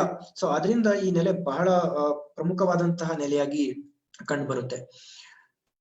ಇನ್ನೊಂದು ಬಹಳ ಪ್ರಮುಖವಾದಂತಹ ನೆಲೆ ಬನಹಳ್ಳಿ. ಇದು ಕೋಲಾರದಲ್ಲಿರ್ತಕ್ಕಂತಹ ನೆಲೆ. ಕರ್ನಾಟಕದಲ್ಲಿಯೇ ವಿಶಾಲವಾದ ನವಶಿಲಾಯುಗ, ಚಾಲ್ಕೋಲಿಥಿಕ್ ಮತ್ತೆ ಕಬ್ಬಿಣ ಮತ್ತು ಆರಂಭಿಕ ಇತಿಹಾಸ ಕಾಲದ ವಸತಿ ನೆಲೆಯಾಗಿ ಕಂಡು ಬಂದಿದೆ. ಸುಮಾರು 300 ಮೀಟರ್ ನಷ್ಟು ವಿಸ್ತಾರವಾಗಿದ್ದು ಶಾಸ್ತ್ರೀಯವಾಗಿ ಉತ್ಖನನಗೊಂಡಂತಹ ಇತ್ತೀಚಿನ ನೆಲೆಯಾಗಿದೆ.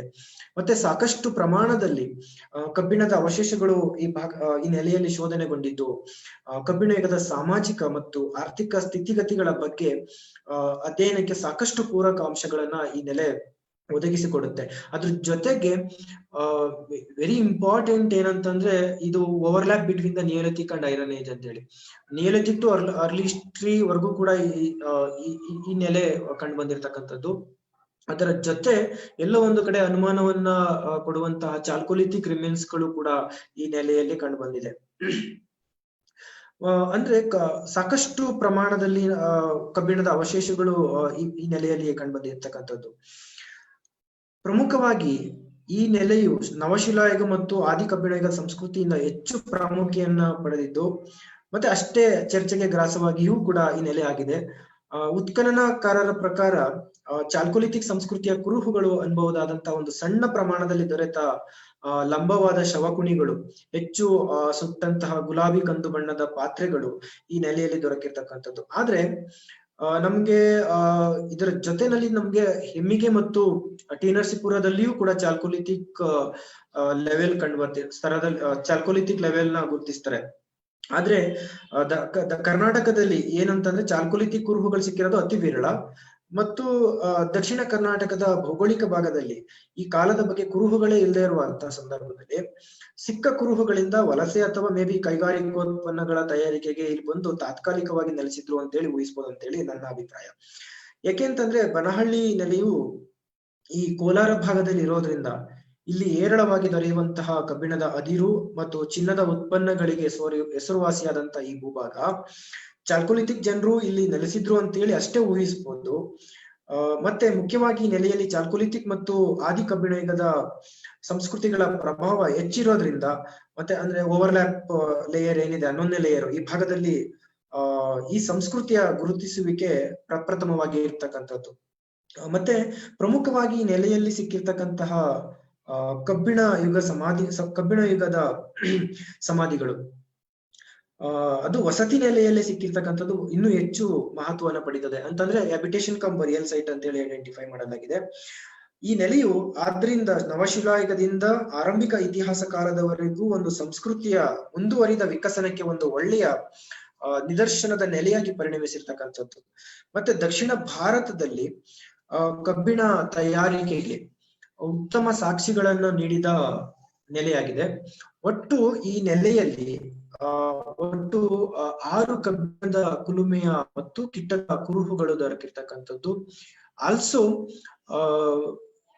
ಮಣಿಗಳ ತಯಾರಿಕೆಯ ಕೇಂದ್ರವಾಗಿಯೂ ಈ ನೆಲೆ ಮಹತ್ವವನ್ನು ಪಡೆದಿದೆ. ಅಂದ್ರೆ ಉತ್ಖನನಕಾರರು ನೀಡಿರ್ತಕ್ಕಂತಹ ವರದಿ ಆಧರಿಸಿ ಈ ನೆಲೆಯು ಕರ್ನಾಟಕದಲ್ಲಿಯೇ ಬ್ರಹ್ಮಗಿರಿಯ ನಂತರ ಆದಿ ಕಬ್ಬಿಣ ಯುಗದ ಒಂದು ದೊಡ್ಡ ನೆಲೆ ಅಂತೇಳಿ ನಿಸ್ಸಂದೇಹವಾಗಿ ಹೇಳ್ಬಹುದು. ಇದು ಅಲ್ಲಿ ಸಿಕ್ಕಿರ್ತಕ್ಕಂತಹ ನೆಲೆಯ ಸ್ತರ ವಿಂಗಡಣೆ. ಮತ್ತೆ ದಕ್ಷಿಣ ಕರ್ನಾಟಕದಲ್ಲಿ ಇನ್ನೊಂದು ನೆಲೆ ತಲಕಾಡು. ಈ Talakadu actually early historic settlement. ಆದ್ರೆ ನಮ್ಗೆ ಈ ನೆಲೆಯಲ್ಲಿ 11 ಮತ್ತು 10ನೇ ಸ್ತರದಲ್ಲಿ ನಮ್ಗೆ ಮೆಗಾಲಿಥಿಕ್ ಪೀರಿಯಡ್ ನ ಬ್ಲಾಕ್ ಅಂಡ್ ರೆಡ್ ವೇರ್ ಮತ್ತೆ black ware and red ware ಕಂಡು ಬಂದಿರತಕ್ಕಂಥದ್ದು. ಈ ಒಟ್ಟಾರೆ ಈ ನೆಲೆ ಏನಿದೆ, ಈ ತಲಕಾಡು ಮೈಕ್ರೋಲಿಥಿಕ್ ಮತ್ತೆ neolithic also megalithic till early historic phase ವರೆಗೂ ಕೂಡ ಕಂಡು ಬಂದಿರತಕ್ಕಂತಹ ನೆಲೆ. ಮತ್ತೆ ಸೆರಾಮಿಕ್ಸ್ ಗಳಲ್ಲಿ ನಮ್ಗೆ 10 ಮತ್ತು 11 ಮತ್ತು 10ನೇ ಲೇಯರ್ ಅಂತಂದ್ರೆ ಹಿಂದಿನಿಂದ ಬಂದಂತ ಕಪ್ಸ್ ಗಳು ಮತ್ತೆ ಬೌಲ್ಸ್ ವ್ಯಾಸಲ್ಸ್ ಗಳು ಕಂಡು ಬಂದಿರತಕ್ಕಂಥದ್ದು. ಇದೊಂದು ವಸತಿ ನೆಲೆಯಾಗಿದೆ. ಇನ್ನು ಕರ್ನಾಟಕದಲ್ಲಿ ನಮ್ಗೆ ಸಾಕಷ್ಟು ಏನಂತ ಅಂದ್ರೆ ಇದರ ಭೌಗೋಳಿಕ ಲಕ್ಷಣಗಳನ್ನ ನಾನು ಆಲ್ರೆಡಿ ಹೇಳಿದೆ.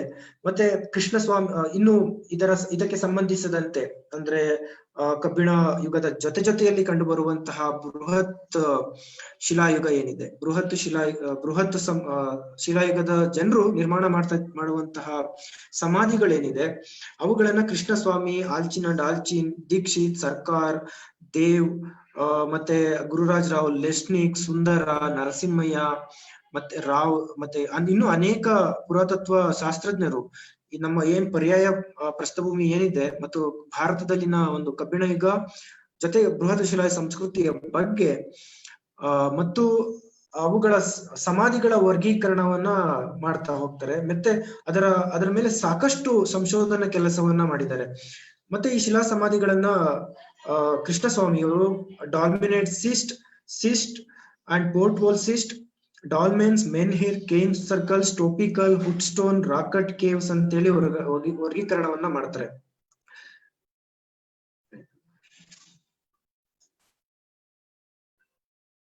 ಅದಾದ ನಂತರ ಅನೇಕ ವಿದ್ವಾಂಸರು ಕೃಷ್ಣಸ್ವಾಮಿಯವರ ಶಿಲಾ ಸಮಾಧಿಗಳ ವರ್ಗೀಕರಣವನ್ನ ಮಾರ್ಪಡಿಸ್ಲಿಕ್ಕೆ ಪ್ರಯತ್ನವನ್ನ ಮಾಡ್ತಾರೆ.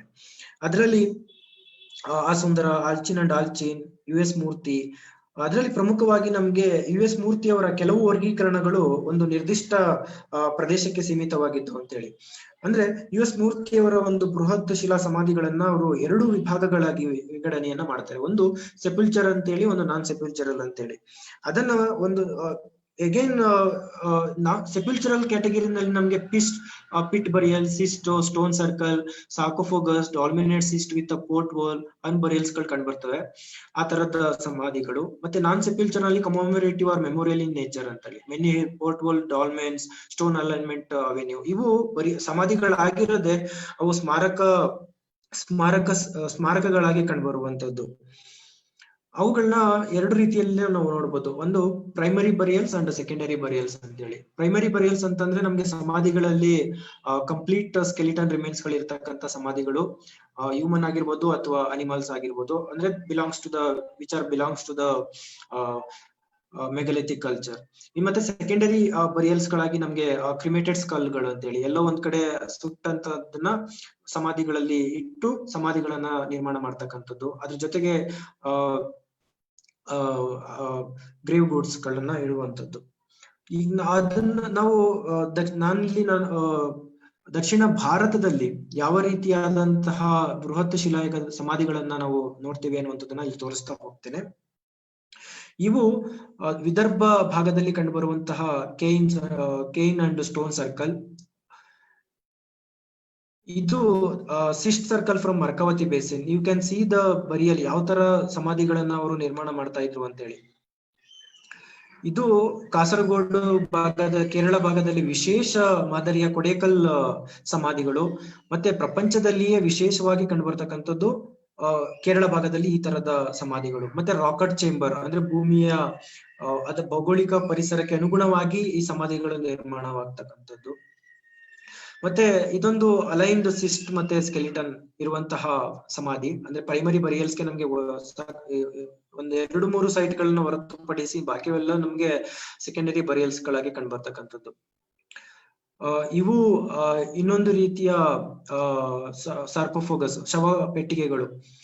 ಇದು ಜಡಿಗೆನಹಳ್ಳಿ ಕಂಡುಬರ್ತಕ್ಕಂಥದ್ದು. ಇದು ಇತ್ತೀಚೆಗೆ ಸ್ಮೃತಿ ಹರಿಚರಣ್ ಅವರು ಎಕ್ಸ್ಕವೇಷನ್ ಮಾಡಿದಂತ ನೆಲೆ ಈ ತರದ್ದು.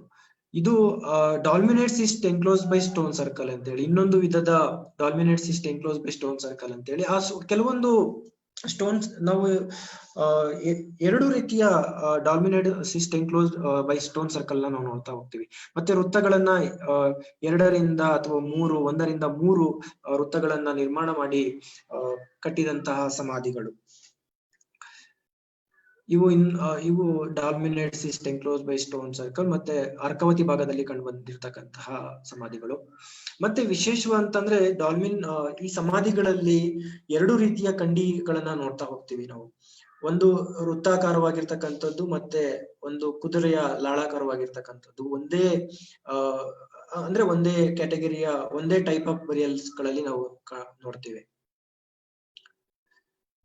ಇದು ಡಾಲ್ಮೆನ್ಸ್. ಇದು ಹಿರೇಬೆನ್ಕಲ್ಲಿ ಇರುವಂತಹ ಡಾಲ್ಮೆನ್ಸ್. ಇದು ಮತ್ತೆ ಡಾಲ್ಮೆನ್ಸ್ ಅಲ್ಲಿ ನಮ್ಗೆ 2 ರೀತಿಯ ಇನ್ನೊಂದು ರೀತಿಯ ವಿಶೇಷವಾದ ರೀತಿಯಂತಹ ಡಾಲ್ಮೆನ್ಸ್ ಗಳು ಕಂಡು ಬಂದಿರತಕ್ಕಂಥದ್ದು ಅರ್ಕಾವತಿ ಭಾಗದಲ್ಲಿ. ದಕ್ಷಿಣ ಕರ್ನಾಟಕದ ಅರ್ಕಾವತಿ ನದಿ ಏನಿದೆ ಅಲ್ಲಿ ವಿತ್ ಸರ್ಕ್ಯುಲರ್ ವಾಲ್ ಇರ್ತಕ್ಕಂಥದ್ದು. You can see this circular wall inside the burial. ಮತ್ತೆ ವಿಶೇಷವಾಗಿ ಇನ್ನೊಂದು ಭಾಗವಾಗಿ ಮೆಮೋರಿಯಲ್ ಸ್ಟೋನ್ಸ್ ಗಳಾಗಿ ಕಂಡುಬರ್ತಕ್ಕಂಥ ಆಂಥ್ರೋಮಾರ್ಫಿಕ್ ಸ್ಟ್ಯಾಚ್ಯೂ ಅಂಡ್ ಮೆನ್ಯೂಸ್. ಇದು ಕರ್ನಾಟಕದ ಕುಮತಿ, ಕೊಪ್ಪ ಅಂಡ್ ಅರ್ಕಾವತಿ ಭಾಗದಲ್ಲಿ ಕಂಡು ಬಂದಿರತಕ್ಕಂತಹ ನೆಲೆಗಳು. ಮತ್ತೆ ಈ ಕಬ್ಬಿಣ ಸಂಸ್ಕೃತಿಯ ಮತ್ತೆ ಬೃಹತ್ ಶಿಲಾಯುಗ ಸಂಸ್ಕೃತಿಯ ಕಾಲಘಟ್ಟದಲ್ಲಿ ಕಂಡು ಬರ್ತಕ್ಕಂತಹ ಅವಶೇಷಗಳನ್ನ ನೋಡೋದಾದ್ರೆ, especially in south India, the grave furniture consisted of a large variety of pottery, iron weapons, implements, ornaments like beads of terracotta, either stone beads, semi-precious stones, gold or copper, shells, strung, many ಅವಶೇಷಗಳು ನಮ್ಗೆ ಕಂಡು ಬರ್ತಕ್ಕಂಥದ್ದು. ಮತ್ತೆ ಈ ಪ್ರಮುಖವಾಗಿ ಕಂಡು ಬರ್ತಕ್ಕಂತಹ ಮಡಿಕೆ ಚೂರುಗಳೇನಿದೆ, ಈ ಮಡಿಕೆ ಚೂರುಗಳ ಲಕ್ಷಣಗಳನ್ನ ನಾವು ನೋಡೋದಾದ್ರೆ, ಅವು ಕಪ್ಪು ಹೊಳಪಿನ ಮಣ್ಪಾತ್ರೆಗಳು, ಎಲ್ಲವೂ ಉತ್ತಮವಾಗಿ ಸುಟ್ಟಂತಹ ಮಣ್ಪಾತ್ರೆಗಳಾಗಿ ಮಣ್ಪಾತ್ರೆಯ ಕತ್ತಿನ ಹಂಚಿನಲ್ಲಿ ತೆಳುವಾದ ಗೀರು ವಿನ್ಯಾಸಗಳ ಅಲಂಕಾರವನ್ನ ಮಾಡಿರ್ತಕ್ಕಂಥದ್ದು. ಮತ್ತೆ ಇನ್ನು ಕೆಂಪು ವರ್ಣದ ಮಣ್ಪಾತ್ರೆಗಳಲ್ಲಿ ಕುತ್ತಿಗೆಯ ಭಾಗದಲ್ಲಿ ದಪ್ಪ ಬಾಯಿಯ ಒಂದು ಮಣ್ಪಾತ್ರೆ, ಮಣಿಯಾಕಾರದ ಅಂದ್ರೆ ಬೀಡೆಡ್ ರಿಮ್ ಇರುವಂತಹ ಆಂತರಿಕ ಇಳಿಜಾರಿನ ಒಂದು ಮಣ್ಪಾತ್ರೆಗಳನ್ನ ನಾವು ನೋಡ್ತಾ ಹೋಗ್ತೀವಿ. ಮತ್ತೆ ಕಪ್ಪು ವರ್ಣದ ಬ್ಲಾಕ್ ಅಂಡ್ ರೆಡ್ ಕಪ್ಪು ಮತ್ತು ಕೆಂಪು ವರ್ಣದ ಮಣ್ಪಾತ್ರೆಗಳು, ಇವು ತುಂಬಾ ವಿಶೇಷವಾಗಿ ಕಂಡು ಬರ್ತಕ್ಕಂಥದ್ದು. ಬೃಹತ್ ಶಿಲಾಯುಗ ಸಂಸ್ಕೃತಿಯ ಮೇನ್ ಫೀಚರ್ಸ್ ಏನಿದೆ ಅಂತ ಅಂದ್ರೆ, ಸೆರಾಮಿಕ್ಸ್ ಫೀಚರ್ಸ್ ಅಲ್ಲಿ ನಮ್ಗೆ ಬ್ಲಾಕ್ ಅಂಡ್ ರೆಡ್ ವೇರ್ ಕಂಡು ಬರುವಂತದ್ದು. ಇವು ಬಹಳ ಪ್ರಮುಖವಾದಂತಹ ನೆಲೆ. ನಾನು ಆಲ್ರೆಡಿ ಸಾವನದುರ್ಗದ ಬಗ್ಗೆ ಮಾತಾಡ್ತಾ ಹೇಳಿದೆ. ಅಲ್ಲಿನ ಸಾವನದುರ್ಗದಲ್ಲಿ ಸಿಕ್ಕಿರ್ತಕ್ಕಂಥ ಅವಶೇಷಗಳು ಪಾಟ್ರಿ ಅವಶೇಷಗಳಾಗಿ ನಮ್ಗೆ ವಿಶೇಷವಾಗಿ ಕಂಡು ಬರ್ತಕ್ಕಂತಹ ಕೊಂಬಿನಾಕಾರದ ಸಣ್ಣ ಅವಶೇಷ ಪಾಟ್ರಿ, ಮತ್ತೆ ಐನೆಕ್ಟ್ ಗ್ಲೋಬುರಲ್ ವ್ಯಾಸಲ್, ಮತ್ತೆ ಸಿಲಿಂಡರ್ ಆಕಾರದ ಜಾಡಿಗಳು, ಮತ್ತೆ ತ್ರಿಭುಜಾಕಾರದ ಅಂದ್ರೆ ತ್ರಿಭುಜಾಕಾರದ ಜಾಡಿ. ಇದು ಇನ್ನೊಂದು ಮಿಲ್ಕ್ ಕಂಟೈನರ್ ತರ, ಅಂದ್ರೆ ಇವತ್ತಿನ ಕಾಲದಲ್ಲಿ ನಾವ್ ಹೆಂಗೆ ಮಿಲ್ಕ್ ಕಂಟೈನರ್ ಯೂಸ್ ಮಾಡ್ತೀವಿ, ಅದೇ ರೀತಿ ಬೃಹತ್ ಶಿಲಾಯುಗದ ಸಂಸ್ಕೃತಿಯ ಜನರು ಕೂಡ ಮಣ್ಣಿನ ಪಾತ್ರೆಯನ್ನ ಬಳಸ್ತಕ್ಕಂಥದ್ದು. ಇನ್ನು ಅವರ ವಿಶೇಷವಾಗಿ ಕಂಡು ಬರ್ತಕ್ಕಂತಹ ಗೀರು ರೇಖೆಗಳು, ಮತ್ತೆ black and red ware vessel, sagger based and other things. ಇದು ಸಂಸ್ಕೃತಿಯ ಕಾಲಘಟ್ಟದಲ್ಲಿ ಕಂಡುಬರ್ತಕ್ಕಂತಹ ಗೀರು ರೇಖೆಗಳು ಬ್ಲಾಕ್ ಅಂಡ್ ರೆಡ್ ವೇರ್ ನ ಮೇಲೆ ಅಥವಾ ರೆಡ್ ವೇರ್ ಪಾಟ್ರಿ ಮೇಲೆ ನಮ್ಗೆ ಕಂಡುಬರ್ತಕ್ಕಂಥ ವೆರೈಟಿ ಆಫ್ ಗ್ರಾಫಿಟಿ ಮಾರ್ಕ್ಸ್ ನ ನಾವು ನೋಡ್ತಾ ಹೋಗ್ತೀವಿ. ಅದರಲ್ಲಿ ನಮ್ಗೆ ದಕ್ಷಿಣ ಕರ್ನಾಟಕದಲ್ಲಿ ಕಂಡುಬರ್ತಕ್ಕಂತಹ ಈ ತರದ ಅಂದ್ರೆ ಯು ಶೇಪ್ ಇರ್ತಕ್ಕಂತಹ ಗೀರು ರೇಖೆಗಳೇನಿದೆ, ಅವು ನಮ್ಗೆ ಟಿ ನರಸೀಪುರ, ಸಾವನದುರ್ಗ, ಹೆಗಡೆಹಳ್ಳಿ ಕಂಡು ಬರ್ತಕ್ಕಂಥದ್ದು. ಮತ್ತೆ ಇದೇ ತರದ ಗೀರು ರೇಖೆಗಳು ನಾರ್ದರ್ನ್ ಕರ್ನಾಟಕದಲ್ಲಿ ನಮಗೆ ಕಡಬೇಕೆಲೆ, ಮತ್ತೆ ನಮ್ಗೆ ದಕ್ಷಿಣ ಭಾಗಕ್ಕೆ ಬಂದಂತ ಸಂದರ್ಭದಲ್ಲಿ ಯಾವುದು ತಮಿಳುನಾಡಿನ ಸಾನೂರು, ಈ ಭಾಗಗಳಿಗೆ ಈ ಗೀರು ರೇಖೆ ಚಿತ್ರಗಳು ಹೋಲಿಕೆ ಆಗ್ತಕ್ಕಂಥದ್ದು. ಮತ್ತೆ ಈ ಭಾಗದ ದಕ್ಷಿಣ ಕರ್ನಾಟಕದಲ್ಲಿ ಕಂಡು ಬರ್ತಕ್ಕಂಥ ಕಬ್ಬಿಣದ ಅವಶೇಷಗಳು, ಅಥವಾ as well as in northern Karnataka, over all southern India, ಅದನ್ನ ಕಬ್ಬಿಣದ ಅವಶೇಷಗಳನ್ನ ಸಾಕಷ್ಟು ವಿದ್ವಾಂಸರು ತಮ್ಮದೇ ಆದಂತ ರೀತಿಯಲ್ಲಿ ಅಧ್ಯಯನವನ್ನ ಮಾಡ್ತಾ ಹೋಗ್ತಾರೆ. ಮತ್ತೆ US ಮೂರ್ತಿಯವರು ಕಬ್ಬಿಣದ ಪ್ರಾಚ್ಯಾವಶೇಷಗಳನ್ನ ಅವರು ಟೆಕ್ನಾಮಿಕ್ ಆರ್ಟಿಫ್ಯಾಕ್ಟ್ಸ್ ಮತ್ತೆ ಸೋಶಿಯೋ ಟೆಕ್ನಿಕ್ ಆರ್ಟಿಫ್ಯಾಕ್ಟ್ಸ್ ಗಳಾಗಿ ವಿಂಗಡಣೆಯನ್ನ ಮಾಡ್ತಾ ಹೋಗ್ತಾರೆ. ಮತ್ತೆ ಅವರು ಈ ದಕ್ಷಿಣ ಕರ್ನಾಟಕದಲ್ಲಿ ಸಾವನದುರ್ಗ, ಟಿ ನರಸೀಪುರ, ಹೆಗಡೆಹಳ್ಳಿ ಅಂಡ್ ಕೊಪ್ಪ, ಈ ಭಾಗದಲ್ಲಿ ಕಂಡು ಬಂದಿರತಕ್ಕಂತಹ ಕಬ್ಬಿಣ ಮತ್ತು ತಾಮ್ರದ ಅವಶೇಷಗಳನ್ನ ಎರಡು ಭಾಗವಾಗಿ ಅವರು ವಿಂಗಡಣೆಯನ್ನ ಮಾಡ್ತಾರೆ. ಅವುಗಳಲ್ಲಿ ಪ್ರಾಯೋಗಿಕ ಉದ್ದೇಶಕ್ಕಾಗಿ ನಿಭಾಯಿಸಲಿಕ್ಕೆ ಅಂದ್ರೆ ಟೆಕ್ನಾಮಿಕ್ ಆರ್ಟಿಫ್ಯಾಕ್ಟ್ಸ್, ಮತ್ತೆ ಕಬ್ಬಿಣದ ಉಳಿ, ಚೂಪಾದ ಅಂಚು ಹೊಂದಿದ ಕತ್ತರಿಗಳು, ಸ್ಫಟಿಕ ಶಿಲೆಯ ಉಜ್ಜಲು ಅಂತಂದ್ರೆ ಬಳಸುವಂತಹ ಸಾಧನಗಳು, ಮತ್ತೆ ಸಾಮಾಜಿಕ ಪಾತ್ರದಲ್ಲಿ ಸೋಶಿಯೋ ಟೆಕ್ನಿಕ್ ಆರ್ಟಿಫ್ಯಾಕ್ಟ್ಸ್ ಅಂತ ಹೇಳಿ, ಅದರಲ್ಲಿ ನಮ್ಗೆ ಕಬ್ಬಿಣದ ಭರ್ಜಿ, ಕಟಾರಿ, ಡ್ಯಾಗರ್, ಅಂದ್ರೆ ಕಟಾರಿ, ಕಬ್ಬಿಣದ ಭರ್ಜಿ, ಇವೆಲ್ಲ ಡ್ಯಾಗರ್, ಸ್ಪಿಯರ್ ಹೆಡ್, ಆರೋ ಹೆಡ್ಸ್, ಮತ್ತೆ ತಾಮ್ರದ ಮೇಲೆ ಹೊದಿಕೆಯ ರಕ್ಷಾ ಕವಚ ಅಂತೇಳಿ ಅವರ ವಿಂಗಡಣೆಯನ್ನ ಮಾಡ್ತಾ ಹೋಗ್ತಾರೆ. ಇದರ ಆಧಾರದ ಮೇಲೆ ಕೆಲವೊಂದು ನನ್ನ ಇತ್ತೀಚಿನ ಸಂಶೋಧನೆಯಲ್ಲಿ ದೊರಕಿರ್ತಕ್ಕಂತಹ ಕಬ್ಬಿಣದ ಒಂದು ಮಚ್ಚು ಅಥವಾ ಕುಡುಗೋಲು ಅಂತೇಳಿ, ಇದು ಬಹುಶಃ ಕೃಷಿಯ ಚಟುವಟಿಕೆಯಲ್ಲಿ ಬಳಸುವ ಪ್ರಾಯೋಗಿಕ ಸಾಧನ ಅಂತೇಳಿ ಕರಿಬಹುದು. ಮತ್ತೆ ಅದೇ ಈ ಅರ್ಕವತಿ ನದಿ ಬಯಲಿನಲ್ಲೇ ಕಂಡು ಬರ್ತಿರ್ತಕ್ಕಂಥ ಒಂದು ಉದ್ದನೆಯ ಜಾವ್ಲಿನ್ ಮಾದರಿಯ ಚಪ್ಪಟೆಯ ಒಂದು ಸಾಧನವು ಕೂಡ ಕಂಡು ಬಂದಿದೆ. ಅದನ್ನ ನಾನು ಮುಂದಿನ ಸ್ಲೈಡ್ ನಲ್ಲಿ ತೋರಿಸ್ತೇನೆ. ಈ ಕಬ್ಬಿಣದ ಮಹತ್ವ ಏನು ಅನ್ನುವಂಥದ್ದನ್ನ ನೋಡೋದಾದ್ರೆ, ನಾನು ಆಲ್ರೆಡಿ ಹೇಳ್ದ ಹಾಗೆ ಕಬ್ಬಿಣವನ್ನ ಕರಗಿಸಿ ಅದರ ಉತ್ಪನ್ನಗಳನ್ನ ತಯಾರಿಸಲಿಕ್ಕೆ ಬಳಸ್ತಕ್ಕಂತ ತಂತ್ರಗಾರಿಕೆಯ ಕುರುಹುಗಳು ದಕ್ಕನ್ ಭಾಗದ ವಿದರ್ಭದ ನಾಯ್ಕುಂಡ್ ನೆಲೆಯಲ್ಲಿ ದೊರೆತಕ್ಕಂಥದ್ದು. ಮತ್ತೆ ಅದೇ ರೀತಿ ನಮ್ಗೆ ಈ ಭಾಗದ ಎಲ್ಲಾ ನೆಲೆಗಳಲ್ಲಿಯೂ ಕಬ್ಬಿಣದ ಅವಶೇಷಗಳು ಮತ್ತೆ ಅದಕ್ಕೆ ಸಂಬಂಧಪಟ್ಟಂತಹ ಕಿಟ್ಟಗಳು ಅಂದ್ರೆ ಐರನ್ ಸ್ಲ್ಯಾಗ್ಗಳು ಕಂಡು ಬಂದಿದೆ. ಮತ್ತೆ ಇಂತಹ ನೆಲೆಗಳಲ್ಲಿ ಕಬ್ಬಿಣವನ್ನ ಕರಗಿಸುವಂತಹ ಕುಲುಮೆಗಳು, ಕೊಳವೆಗಳು, ಕಿಟ್ಟಗಳು, ಕಬ್ಬಿಣದ ಗಟ್ಟಿ ಉಂಡೆಗಳು ಸಾಕಷ್ಟು ಪ್ರಮಾಣದಲ್ಲಿ ದೊರಕಿದ್ದು ಕರ್ನಾಟಕದಲ್ಲಿಯೂ ಕೂಡ ನಮ್ಗೆ ಯಥೇಚ್ಛವಾಗಿ ದೊರಕಿರ್ತಕ್ಕಂಥದ್ದು. ಬ್ರಹ್ಮಗಿರಿ, ಮಸ್ಕಿ, ಜೇವರ್ಗಿ, ಸಾವಂದುರ್ಗ, ಜಡಿಗೇನಹಳ್ಳಿ, ಅಳ್ಳೂರು, ಕೊಮರನಹಳ್ಳಿ, ಬನಹಳ್ಳಿ ಮುಂತಾದ ಅನೇಕ ನೆಲೆಗಳಲ್ಲಿ ಏನಂತ ಅರ್ಥ ಮಾಡ್ಕೊಂಬಂತಂದ್ರೆ ಸಮೃದ್ಧವಾದ ಒಂದು ಕಬ್ಬಿಣದ ವಸ್ತುಗಳು ಉತ್ಖನನದಲ್ಲಿ ಕಂಡು ಬಂದಿದ್ದು, ಅವುಗಳಲ್ಲಿ ಹೆಚ್ಚಿನವು ಕೂಡ ಕಬ್ಬಿಣದ ಅವಶೇಷಗಳು ಕಂಡು ಬಂದಿರತಕ್ಕಂಥದ್ದು ವಸತಿ ನೆಲೆಯನ್ನು ಹೊರತುಪಡಿಸಿ ನಮ್ಗೆ ಸಮಾಧಿಗಳಲ್ಲಿ, ಅವುಗಳಲ್ಲಿ ಕಂಡು ಬಂದಿರತಕ್ಕಂಥ ನೆಲಕೋಣೆ ಮತ್ತು ಪಿಟ್ಟ ಶಿಲಾವೃತಗಳಲ್ಲಿ, ಅವುಗಳಲ್ಲಿ ಕಟಾರಿಗಳು, ಬೆಣೆಯಾಕಾರದ ಬ್ಲೇಡ್ಗಳು, ಉಳಿಗಳು, ಕುಡುಗೋಲು, ಕತ್ತಿ, ಕುದುರೆಯ ಸವಾರಿಯಲ್ಲಿ ಉಪಯೋಗಿಸುವಂತ ಉದ್ದನೆಯ ಬರ್ಜಿಯಂತ ಆಯುಧಗಳು, ಇಂತಹ ಅನೇಕ ಸಾಮಾನ್ಯವಾಗಿ ಎಲ್ಲಾ ಗಳಲ್ಲಿ ಕಂಡು ಬಂದಿರತಕ್ಕಂಥದ್ದು. ಅಂದ್ರೆ ಈ ತರದ ಎಲ್ಲಾ ನೆಲೆಗಳಲ್ಲಿ ಕಂಡು ಬಂದಿರತಕ್ಕಂತಹ ಅವಶೇಷಗಳನ್ನ ಅಧ್ಯಯನ ಮಾಡೋದ್ರಿಂದ ನಮ್ಗೆ ತಿಳಿಯೋದು ಏನಪ್ಪಾ ಅಂತಂದ್ರೆ, ಒಂದು ಸ್ಥಳೀಯವಾಗಿ ಸಿಗುವ ಕಬ್ಬಿಣದ ಅದಿರನ್ನ ಬಳಸಿ ಇವರು ಕಬ್ಬಿಣವನ್ನ ಶುದ್ಧೀಕರಿಸಿ ಕಬ್ಬಿಣದ ಉತ್ಪನ್ನಗಳಾದಂತ ಆಯುಧಗಳು ಅಥವಾ ಕೃಷಿ ಅಥವಾ ಇನ್ನಿತರೆ ಉಪಕರಣಗಳನ್ನ ತಯಾರಿಸ್ಕೊಳ್ತಾ ಇದ್ರು. ಮತ್ತೆ ನಮ್ಗೆ ವಿಶೇಷವಾಗಿ ಜಡಿಗೇನಹಳ್ಳಿ, ನಾನು ಆಲ್ರೆಡಿ ಜಡಿಗೇನಹಳ್ಳಿ ಬಗ್ಗೆ ಹೇಳ್ತಾ ಇದ್ದೆ. ಅಲ್ಲಿ ಜಡಿಗೇನಹಳ್ಳಿಯಲ್ಲಿ ಕುದುರೆಯ ಅಸ್ಥಿ ಪಂಜರ ಸಿಕ್ಕಿಲ್ಲ ನಮ್ಗೆ. ಕುದುರೆಯ ಕುದುರೆಯನ್ನ ಕಟ್ಲಿಕ್ಕೆ ಹಾರ್ಸ್ ಬಿಟ್ಸ್ ಅಂತ ಕರೀತಾರೆ, ಜೀನ್ಗಳು ಅಂತೇಳಿ.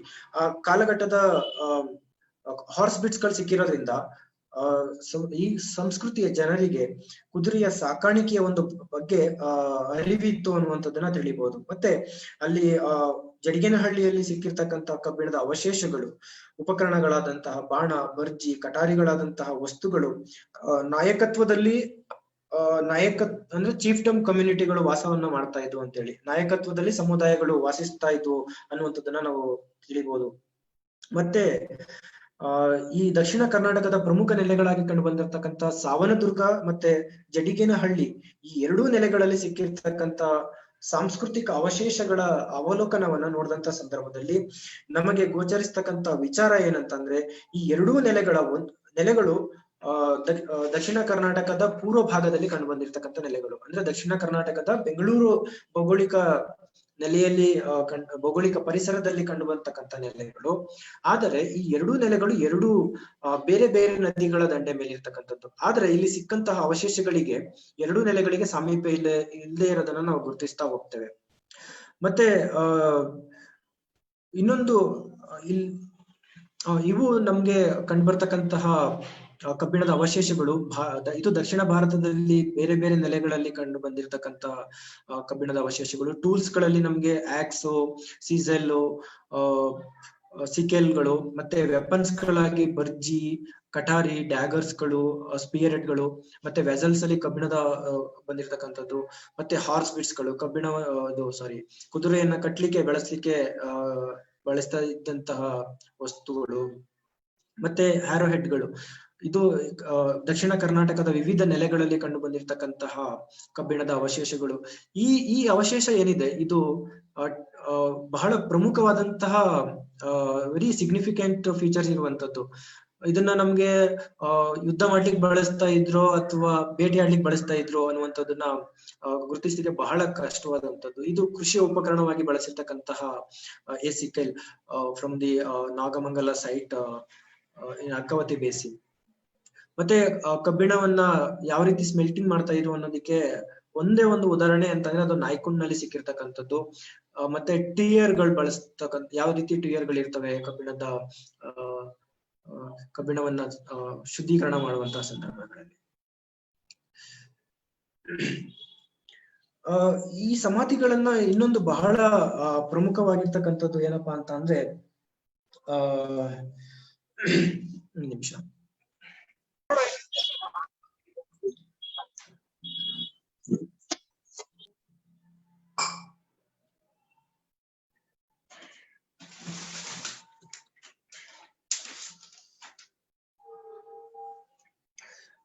ಇನ್ನೊಂದು ಈ ಕಬ್ಬಿಣ ಮತ್ತು ಮಣ್ಪಾತ್ರೆಗಳ ಜೊತೆಗೆ ಇವರ ಒಂದು ಆರ್ಥಿಕ ಜೀವನ ಮಟ್ಟವನ್ನ ಅರ್ಥೈಸಿಕೊಳ್ಳೋದಕ್ಕೆ ಅವರು ಬಳಸುತ್ತಿದ್ದಂತಹ ಆಭರಣಗಳು, shell bangles, shell beads and many like carnelian beads, ಇವೆಲ್ಲವನ್ನ ನಾವು ನೋಡೋದಾದ್ರೆ ಇವು ಕರ್ನಾಟಕದ ವಿವಿಧ ಭಾಗಗಳಲ್ಲಿ ಕಂಡು ಬಂದಿರತಕ್ಕಂತ bleached carnelian beads from iron age levels Kadabakele ಅಲ್ಲಿ ಕಂಡು ಬಂದಿರತಕ್ಕಂಥದ್ದು. ಯಾಕೆಂದ್ರೆ ನಾನು ಇದನ್ನ ಫೋಟೋ ಯಾಕೆ ತೋರಿಸ್ತಾ ಇದ್ದೀನಿ ಅಂತಂದ್ರೆ, ನಮ್ಮ ದಕ್ಷಿಣ ಕರ್ನಾಟಕದಲ್ಲಿ ಸಿಕ್ಕಿರ್ತಕ್ಕಂತಹ ಅವಶೇಷಗಳಿದೆ, ಬಟ್ ಅದು ಕಲರ್ ಇಲ್ಲದೆ ಇರೋದಕ್ಕೆ ನಾನು ಇದನ್ನ ತೋರಿಸ್ತಾ ಇದ್ದೇನೆ. ಇವು ಏನಂತಂದ್ರೆ ಕೆಲವು ನೆಲೆಗಳಲ್ಲಿ ಒಂದು ವಿಚಾರವನ್ನ ನಾವು ಇಲ್ಲಿ ಬಹಳ ಪ್ರಮುಖವಾಗಿ ಅರ್ಥ ಮಾಡ್ಕೋಬೇಕು. ಒಂದು, ಯಾಕೆ ಈ ಸಂಸ್ಕೃತಿಯ ಭಾಗದ ಆರ್ಥಿಕ ಜೀವನವನ್ನ ಅರ್ಥೈಸಿಕೊಳ್ಳುವಂತಹ ಸಂದರ್ಭದಲ್ಲಿ ಕೆಲವು ನೆಲೆಗಳಲ್ಲಿ ಮತ್ತೆ ಚಿನ್ನ, ಲ್ಯಾಪಿಸ್ ಲೋಜಲಿ, ಸಮುದ್ರದ ಕಪ್ಪೆ ಚಿಪ್ಪು ಇವು ಸ್ಥಳೀಯವಲ್ಲದ ಘನತೆಯ ವಸ್ತುಗಳು ಅಂತ ಅಂದ್ರೆ ನಮ್ಗೆ ಈ ಭಾಗದಲ್ಲಿ locally they are not available locally. ಅವು ಅಂತರ್ ಪ್ರಾದೇಶಿಕ ವಿನಿಮಯ ಜಾಲಗಳ ಮುಖಾಂತರ ಟ್ರೇಡಿಂಗ್ ಆಗ್ತಾ ಇರುವಂತದನ್ನ ಇವು ಸೂಚಿಸ್ತವೆ. ಒಟ್ಟಾರೆಯಾಗಿ ಏನಂತ ಹೇಳ್ಬೋದು ಅಂತಂದ್ರೆ ಇದನ್ನ ಪ್ರಾದೇಶಿಕ ಒಂದು ರೀಜನಲ್ ಸ್ಟಡೀಸ್ ನಾವು ಮಾಡಿದಂತ ಸಂದರ್ಭದಲ್ಲಿ ಬಹುತೇಕ ಬೃಹತ್ ಶಿಲಾಯುಗದ ವಸತಿ ನೆಲೆಗಳು ಲಭ್ಯ ಇರ್ತಕ್ಕಂತಹ ಪ್ರಾಚೀನ ಐತಿಹಾಸಿಕ ಭಾರತದ ಪ್ರಮುಖ ವಾಣಿಜ್ಯ ಸಂಪರ್ಕ ಮಾರ್ಗಗಳಲ್ಲಿ ಕಂಡು ಬಂದಿರತಕ್ಕಂಥದ್ದು. ಅಂತಂದ್ರೆ ಈ ತರದ ಕಬ್ಬಿಣದ ವಸ್ತುಗಳು ಎಲ್ಲೆಲ್ಲಿ ಲಭ್ಯ ಇಲ್ಲವೋ ಅಂತಹ ಜಾಗಗಳಿಂದ ಮತ್ತೊಂದು ಜಾಗಕ್ಕೆ ಹೋಗಿ, ಅಥವಾ ವೆರಿ ರೇರ್ ಆಗಿ ಸಿಗ್ತಕ್ಕಂಥ ಅವಶೇಷ ಮೆಟೀರಿಯಲ್ಸ್ ಗಳನ್ನ ಪರ್ಚೇಸ್ ಮಾಡ್ಕೊ ಬಂದು ಇಲ್ಲಿ ಮ್ಯಾನುಫ್ಯಾಕ್ಚರಿಂಗ್ ಮಾಡುವಂತಹ ಪ್ರಕ್ರಿಯೆಗಳು, ಇದೆಲ್ಲವನ್ನ ನೋಡುವಂತಹ ಸಂದರ್ಭದಲ್ಲಿ ಒಂದು ಎಕ್ಸ್ಚೇಂಜಿಂಗ್ ಟ್ರೇಡಿಂಗ್ ಫೀಚರ್ಸ್ ಗಳನ್ನ ನಾವು ಐಡೆಂಟಿಫೈ ಮಾಡ್ತಾ ಹೋಗ್ಬೋದು. ಇನ್ನು ಇದರ ಬೃಹತ್ ಶಿಲಾಯುಗ ಸಂಸ್ಕೃತಿಯ ಡಿಸ್ಟ್ರಿಬ್ಯೂಷನ್ ಪ್ಯಾಟರ್ನ್ ಹೇಗಿತ್ತು, ಆ ಸಮಾಧಿಗಳ ನೆಲೆಗಳ ಡಿಸ್ಟ್ರಿಬ್ಯೂಷನ್ ಪ್ಯಾಟರ್ನ್ ಹೇಗಿತ್ತು ಅನ್ನುವಂಥದ್ದನ್ನ ನೋಡೋದಾದ್ರೆ, ಸಾಕಷ್ಟು ಸ್ಕಾಲರ್ಸ್ ಗಳು ನಮ್ಗೆ ವಸತಿ ನೆಲೆಗಳ ಮಾದರಿಯ ಬಗ್ಗೆ ಅಧ್ಯಯನವನ್ನ ಮಾಡ್ತಾ ಹೋಗ್ತಾರೆ. ಅದರಲ್ಲಿ ಪ್ರಮುಖರಾಗಿ ನಮ್ಗೆ ಲೆಸ್ನಿಕ್, ಅಗರ್ವಾಲ್, ಮೆಕಿಂತೋಶ್, ಶಾಂತನು, ಯೋಗೇಶ್, ರೀಸೆಂಟ್ಲಿ ಡಾಕ್ಟರ್ ಅರ್ಜುನ್ ಇಂತಹ ಮುಂತಾದ ವಿದ್ವಾಂಸರು ಒಂದು ವ್ಯಾಪಕವಾದಂತಹ ಪ್ರಾದೇಶಿಕ ಮತ್ತೆ ಸಮೀಕ್ಷೆ ಮತ್ತು ಕ್ಷೇತ್ರ ತನಿಖೆಗಳ ಕೊರತೆಯಿಂದಾಗಿ ಕಬ್ಬಿಣದ ಯುಗದ ವಸತಿ ನೆಲೆಗಳು ತುಂಬಾ ವೆರಿ ರೇರ್ ಆಗಿ ಸಿಕ್ಕಿರ್ತಕ್ಕಂಥದ್ದು. ಬೃಹತ್ ಶಿಲಾಯುಗದ ಜನರು ಗ್ರಾಮೀಣ ಅಲೆಮಾರಿಗಳಾಗಿದ್ರು ಅನ್ನುವಂತಹ ವಾದಕ್ಕೆ ಕಾರಣ ಆಗಿದೆ.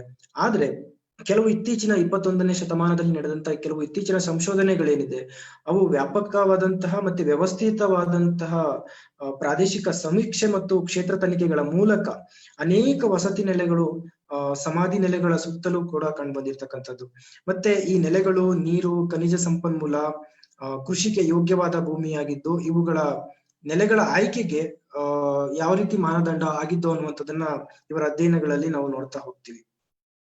ಮತ್ತೆ ನೈಸರ್ಗಿಕ ಈ ಬೃಹತ್ ಶಿಲಾಯುಗದ ನೆಲೆಗಳೇನಿದೆ ಅವು ನೈಸರ್ಗಿಕ ಸಂಪನ್ಮೂಲಗಳಲ್ಲಿ ವಿಶೇಷವಾಗಿ ಬಂಡೆಗಳ ಅಥವಾ ಶಿಲಾ ಪರ್ವತ ಶ್ರೇಣಿಗಳ ತಪ್ಪಲಿನಲ್ಲಿ ಮತ್ತು ಹೆಚ್ಚು ನೀರಿನ ಸಂಗ್ರಹ ಪ್ರದೇಶಗಳಲ್ಲಿ ಕಂಡು ಬಂದಿರತಕ್ಕಂಥದ್ದು. ಮತ್ತೆ ಹೆಚ್ಚಾಗಿ ಸಣ್ಣ ನೆಲೆಗಳು ಮತ್ತು ಬೆಟ್ಟದ ಇಳಿಜಾರಿನಿಂದ ಬರುವಂತಹ ಮೆಕ್ಕಲು ಮಣ್ಣು ಅಥವಾ ನೆರೆಮಣ್ಣಿನಿಂದ ರೂಪಿತಗೊಂಡ ಪ್ರದೇಶಗಳಲ್ಲಿ ಹೆಚ್ಚಾಗಿ ಕಂಡು ಬಂದಿವೆ. ಇಂತಹ ಮೆಕ್ಕಲು ಅಥವಾ ನೆರೆಮಣ್ಣು ಕೃಷಿಗೆ ಯೋಗ್ಯವಾದ್ರಿಂದ ಗ್ರಾಮೀಣ ಪ್ರದೇಶಗಳ ಬೆಳವಣಿಗೆಗೆ ಮತ್ತು ಅರಣ್ಯ ಪ್ರದೇಶಗಳ ಬೆಳವಣಿಗೆ ಕೂಡ ಅದು ಕಾರಣ ಆಗ್ತದೆ. ಮತ್ತೆ ಇದರ ಎಲ್ಲಿ ನಮ್ಗೆ ಸಮಾಧಿ ನೆಲೆಗಳು ಹೆಚ್ಚಾಗಿ ಕಂಡು ಬರ್ತವೆ ಅಂತಂದ್ರೆ, ಅತಿ ಹೆಚ್ಚು ಎತ್ತರವಾದ ಪ್ರದೇಶಕ್ಕೆ ಹೋಲಿಸಿದ್ರೆ ಹೆಚ್ಚಿನ ಸಮಾಧಿ ನೆಲೆಗಳು ಅಥವಾ ಹೆಚ್ಚಿನ ವಸತಿ ನೆಲೆಗಳು ಮಧ್ಯಮ ಮತ್ತು ಕಡಿಮೆ ಎತ್ತರದ ಭೂಪ್ರದೇಶಗಳಲ್ಲಿ, ಕಡಿಮೆ ಎತ್ತರದ ಬೆಟ್ಟಗಳ ತಪ್ಪಲು ಮತ್ತು ಅವುಗಳ ವಿಶಾಲ ಬಂಡೆಗಳ ಮೇಲೆ ಹೆಚ್ಚಾಗಿ ಕಂಡು ಬಂದಿರತಕ್ಕಂಥದ್ದು. ಇದು ಬೃಹತ್ ಶಿಲಾ ಸಮಾಧಿಗಳನ್ನ ನಿರ್ಮಿಸಲು ಅತಿ ಹೆಚ್ಚು ಎತ್ತರದ ಕ್ಲೋಸ್ಪೆಟ್ ಗ್ರಾನೈಟ್ ಗಳನ್ನ ಅವಾಯ್ಡ್ ಮಾಡಲಾಗಿದೆ ಅಂತ ಹೇಳುವಂಥದ್ದನ್ನ ಸೂಚಿಸ್ತದೆ. ಮತ್ತೆ ಹೆಚ್ಚಾಗಿ ವಸಾಹತು ನೆಲೆಗಳು ಕಂಡು ಬಂದರೆ ಇಂತಹ ಒಂದು ಊಹೆಗೆ ಹೆಚ್ಚು ಕಡಿಮೆ ಐಡೆಂಟಿಫೈ ಮಾಡಬಹುದು ಅಂತೇಳಿ.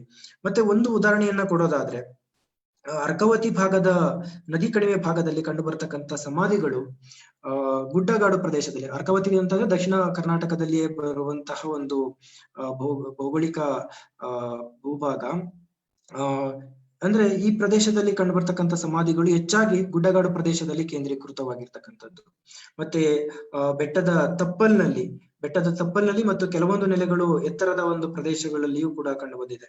ಮತ್ತೆ ಇವುಗಳನ್ನ ನಾವು ಯಾವ ರೀತಿ ಭೌಗೋಳಿಕ ವಿಂಗಡಣೆಯಾಗಿ ನೋಡ್ಬೋದು ಅಂತಂದ್ರೆ, ಕೆಲವೊಂದು ನೆಲೆಗಳು ಹಿಲ್ ಟಾಪ್ ಮೇಲೆ ಕಂಡು ಬರ್ತಕ್ಕಂಥದ್ದು, ಕೆಲವೊಂದು ಸಮಾಧಿಗಳು ಫೂಟಿಲ್ ನಲ್ಲಿ ನಮ್ಗೆ ಹೆಚ್ಚಾಗಿ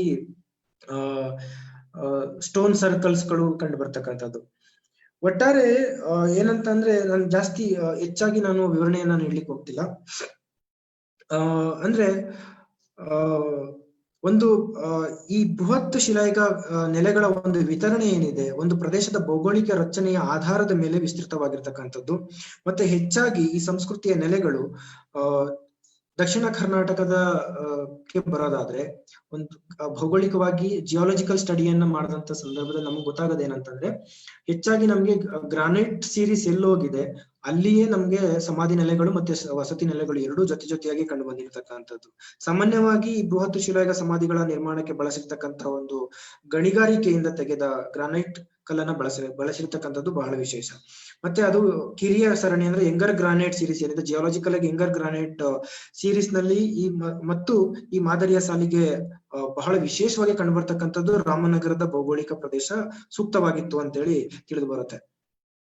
ಮತ್ತೆ ಅವುಗಳ ಒಂದು ವಿತರಣಾ ಮಾದರಿ ಏನಿದೆ, ಡಿಸ್ಟ್ರಿಬ್ಯೂಷನ್ ಪ್ಯಾಟರ್ನ್ ಮತ್ತೆ ಜಿಯೋಮಾರ್ಫಾಲಜಿ ಅದು ಭಿನ್ನವಾಗಿದ್ದು, ದೊಡ್ಡದಾದ ಒಂದು ಗುಂಪುಗಳಿಂದ ಸಣ್ಣ ಗುಂಪುಗಳವರೆಗೂ ಕೂಡ ವಿತರಣೆಗೊಂಡಿರ್ತಕ್ಕಂಥದ್ದು ಮತ್ತು ಅದು ಅಲ್ಲಿನ ಭೌಗೋಳಿಕ ದೃಶ್ಯವನ್ನ ಅವಲಂಬಿಸಿರುತ್ತದೆ. ಇದರ ಆಧಾರದ ಮೇಲೆ ನಾನು ಹೇಳ್ದ ಹಾಗೆ ಕೆಲವೊಂದು ಡಿಸ್ಟ್ರಿಬ್ಯೂಷನ್ ಪ್ಯಾಟರ್ನ್ ನಾವು hilltop settlement and foothill settlements nearby the hill range, either upland region ಅಂತೇಳಿ ವಿಂಗಡಣೆಯನ್ನ ಮಾಡಬಹುದು. ಮತ್ತೆ ನದಿ ಪಾತ್ರದಲ್ಲಿ ಮತ್ತೆ ನದಿಗೆ ಸಮೀಪ ಬರುವಂತಹ ನೆಲೆಗಳಾಗಿಯೂ ಕೂಡ ವಿಂಗಡಣೆಯನ್ನ ಮಾಡಬಹುದು. ಒಟ್ಟಾರೆ ನೈಸರ್ಗಿಕ ಸಂಪನ್ಮೂಲಗಳ ನಕ್ಷೆಗಳ ರಚನೆಯಲ್ಲಿ ನಾವು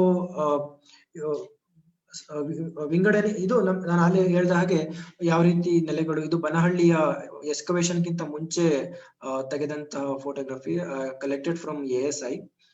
ಇದು ಚಂದ್ರವಳ್ಳಿ ಭೂಭಾಗದಲ್ಲಿ ಇರ್ತಕ್ಕಂಥ, ಇಲ್ಲಿ ಎಕ್ಸ್ಕವೇಷನ್ ಆಗಕ್ಕಿಂತ ಮುಂಚೆ ಅಂದ್ರೆ 1978-79ರಲ್ಲಿ ರೀಸೆಂಟ್ ಎಕ್ಸ್ಕವೇಷನ್ ಆಗಿರ್ತಕ್ಕಂಥದ್ದು.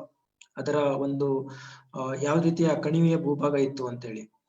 ಇದು ಹಟ್ಟಿ, ಕೋಲಾರ.